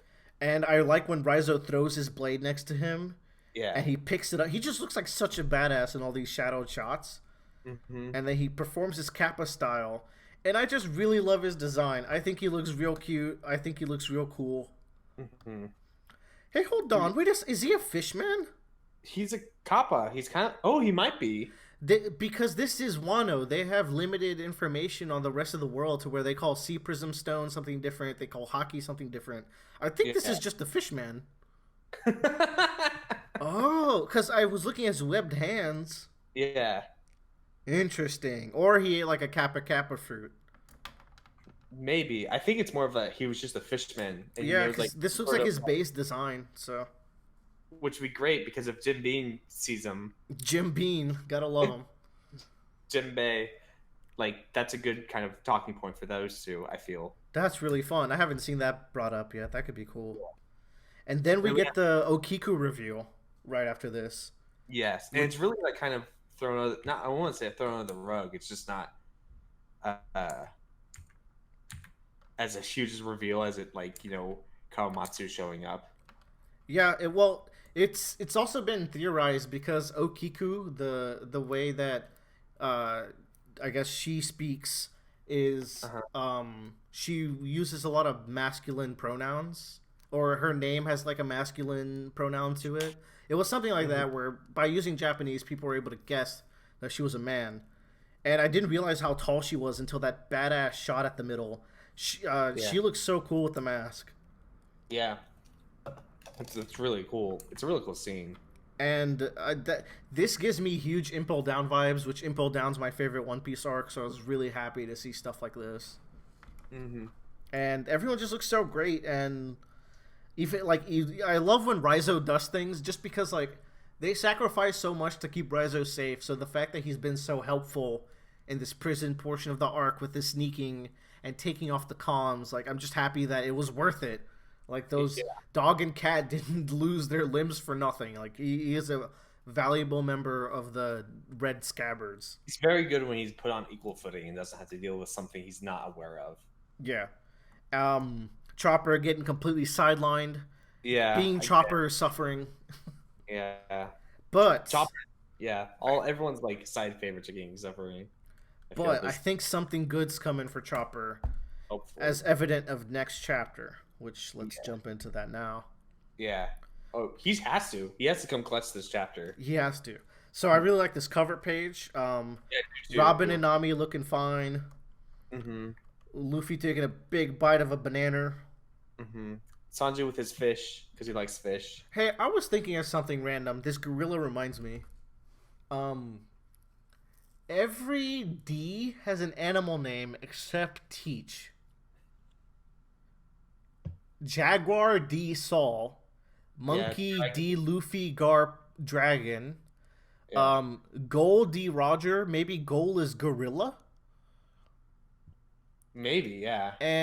But then we have Marshall Waterloo Law. Beach. Water Law or something like that's a buffalo or something, right? Yeah. That name made me think of buffaloes. Hold on. What Law? Yeah, search up Law's real name real quick. Yeah. Sorry, we don't know everything. Trafalgar D Law. No, okay, never mind. This went nowhere. Yeah. But like there's still some merit to it. I was thinking like what the fuck is up with Saul? Jaguar D Saul. Who is he? Where was he mentioned? Jaguar D Saul is Robin's friend from her childhood. Oh, that's right. Yes. The giant who laughs like Derry she. Yeah. What is his deal? He's so mysterious. Oh, wait, is Dragon's full name Monkey D. Dragon? Yeah. Is it really? Yeah, it's a lot of animals. By the way, the D stands for Dawn. Don't forget. Why? Who told you that? Mr. Morge. He's never wrong. What does Dawn mean? He's Dawn big because a big theme of One Piece is as Luffy's sailing, he's casting a new dawn on the world of oppression. And his ship is the Thousand Sunny. That's true. That one was like, okay, all right, I believe it now. Maybe. Because I was like, why is it a sun? But you know, maybe it's demon. But anyways, we start off with a combo attack. When's the last time you got to see a combo attack in One Piece? I think 2 chapters ago. I don't know. No, that's not true. No. Where Chopper and Luffy get to do a combo attack. And that's always fun. I'm trying to figure out what Kawamatsu's even doing in his attacking panel. I think Oda is so bad at drawing swordsmen doing attacks. I think he's like following. He's like reversed and he's followed through. Like he's spun around and hit them. Oh yeah, it is a spin slash. I think. Yeah. Okiku is just doing like overhand slashes. She's basically just beating him with a bat. I mean, that's a sword. But it looks like she's about to smack his ass. Yeah, that's what I'm saying. Hyogoro is just doing normal slashes out here. Just a bunch of fucking shurikens from our boy Ninja Boy. So and then Kid and Killer are just sitting there not doing anything. Killer's more like incapacitated at this point. So Raizo hits Killer up with the keys, and Killer's look is very telling. Like, I guess he's kind of crushed at the reveal of Killer. Sorry, not Kid's look is very telling, where he's kind of mixed in like an emotion of being crushed, but then also looking at what Luffy's doing, and kind of maybe getting some respect for Luffy. Yeah, they've only been allies once before at the auction house. Yeah, at the Archipelago. Yeah. Right. Yeah. Yep. And then we start getting the playgrounds, which is turning people into fucking zombies. Mummies. Mummy curse. The whole chapter is called Mummy, and Scorpion Boy's like, "Hey, you're gonna do a lot worse if you don't turn around and attack these people and corrupt them with the disease." And Luffy just does the biggest ball things. Yeah. Where the prisoners are like, it doesn't matter if the Red Scabbard comes back. It doesn't matter how cool you are. Look at just how much one of his subordinates, how much pain they can cause with their weapon. I thought that was really good. Like, these prisoners have really good reasonings. Yeah. I'll hand it to them. They're making a good argument here. But Luffy says, fuck that. Tanks it head on. And just shows them that, like, just shows them his guts. And really earns their respect. And calls them out for just being willing to live their subhuman life as prisoners. Yeah, he he does the Luffy thing where he inspires everyone and starts shifting him over to his side. Mihawk was right, man. It's his strongest power. Uh, and then he kind of like takes the full brunt of this plague, and it's just like, I'm gonna keep fighting without it. It's a good symbol of like it doesn't matter like how much you get like beat up or threatened or like destroyed or broken down. It's like you have to keep fighting to make things right. Even as we say this, we're really underselling how well this is portrayed here in the manga. Luffy's all, the samurai I know are all strong and hardy, but you guys are all broken inside. And he draws the line. He's like, are you guys gonna step up, or are you guys gonna be on Kaido's side? Yeah. And that's how he gets them. And then, oh man, this finale here. Yeah. That's the shit. Where Babanuki's about to shoot like a super concentrated plague shot, and Luffy says, I saw a pretty bad future right now. Ties his trunk and kills him. He's gotta be dead. Yeah. It's whew. I want to say this is Luffy's first on-screen kill. I'm gonna go with it until proven otherwise. Until next week. No, the way this is framed, where Babanuki does it on himself, you know, and Luffy saw a bad future, and like this is the only way around it. I feel like this is how a shonen author would write around their main character killing someone. If you look at the next panels that Luffy is in during this explosion, he's also like completely like shaded dark. Like even after the explosion, like there's some sort of like darkness on him. Does that make sense? Oh yeah, like this is really like that was a intense moment. Yeah. And he looks real tired when he's like, you guys get the rest. I really like that too, where he commands the prisoners to get the rest because he's tired and poisoned, or not poisoned, but virused up. Yeah, plagued up. It's rare for Luffy to give a command for someone else to kick ass, which I really like that. This arc is really showing that like Luffy knows he's in over his head, and he's not going to show it crack, but he also knows that he's going to need the help of others to do this. Like he knows he has to win this prisoner fight. Like he knows that. Like I think even like there's never any speech bubbles. I mean thought bubbles for Luffy, but like I think Luffy coming into this is like I have to make the most of the situation that I'm in because I fucked up.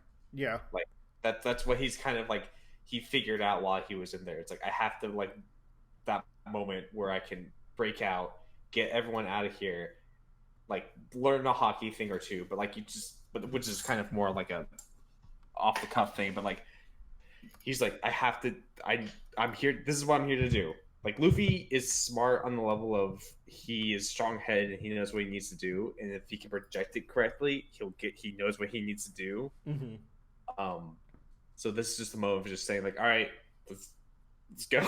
Like even because if we were like if you wanted to say like Luffy's just an idiot that this goes and fights and beats everyone up immediately, he would have immediately like taken off the collar and started fighting Queen. We'd have him versus Queen fight arc, but that's not what he was going for.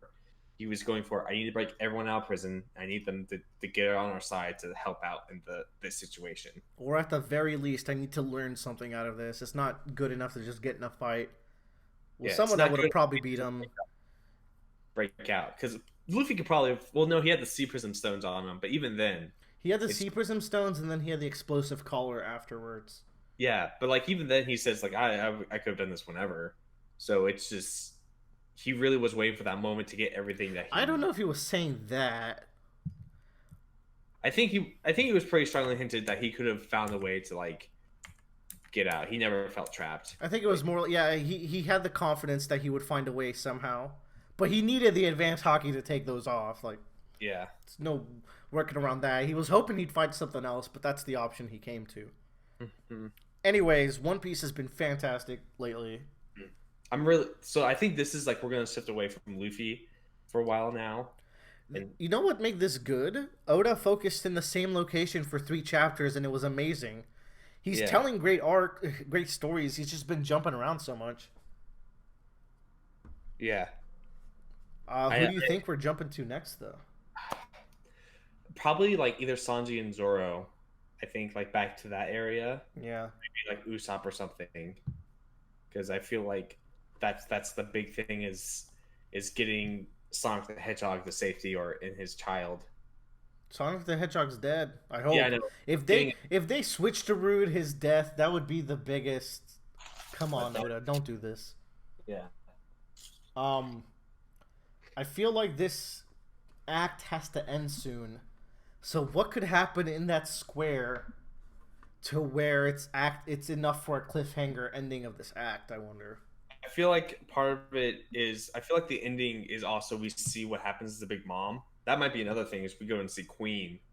Yeah, that's true. That's true. Because that way you have it still fits with the prisoner arc, and we have a clear cut of like what happens. But I feel like more likely we're going to swap over to like Sanji or Zoro or. I feel like that. So I feel like Oda could skip through that because he will skip through stuff. But I feel like you're.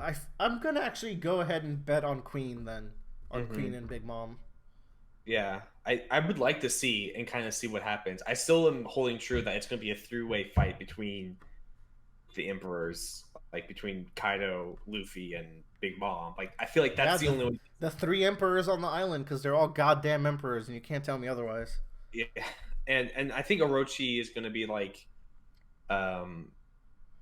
he's like that's not Luffy's guy to fight. That's something that the red scabbards need to and the people of Wano need to take care of. Yeah, that's I'm trying to find like an equivalent of that. It's like destroying the factory or stopping sugar or something. Or like it's like Sanji and cooking up the cake for Big Mom. Like, that's it. Yeah, it's a really important side objective that is not necessarily what Luffy came here for. Yeah.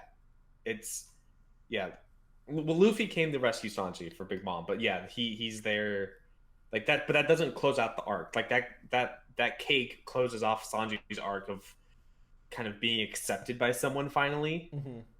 Like even though he can't remember it. But fucked up. Yeah.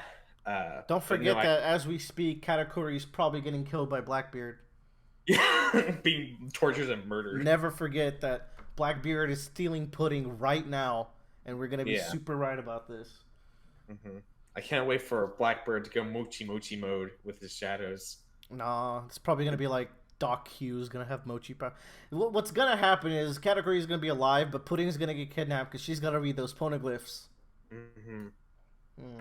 Big. I feel like big Tiger's gonna like come slinking back to Luffy's like, I need your help. Like, can't wait. That's gonna be a big moment. Anyways, I think we are good for One Piece today. I wish there was another chapter, but damn those weeks off. Yeah, at least it's not on a break next week. Yeah, thank God. The most beautiful words in the English dictionary. Yeah. Nothing. The most beautiful words is just not having One Piece will be on a break. The next chapter will hit 7 days from now. That's the best. Oh, You know what's real soul crushing? When Jojolion goes on a break, because that's 2 fucking months. Yeah, man. Oh, man. Knock on wood. I want people to be healthy, but I need my Jojolion fix. I need me a freaking new cast. Well, there you have it, gang. That's the freaking U-Cast with your host, Willer and Joe, after hours. All right, bye, everyone. Hope you wake up so horny.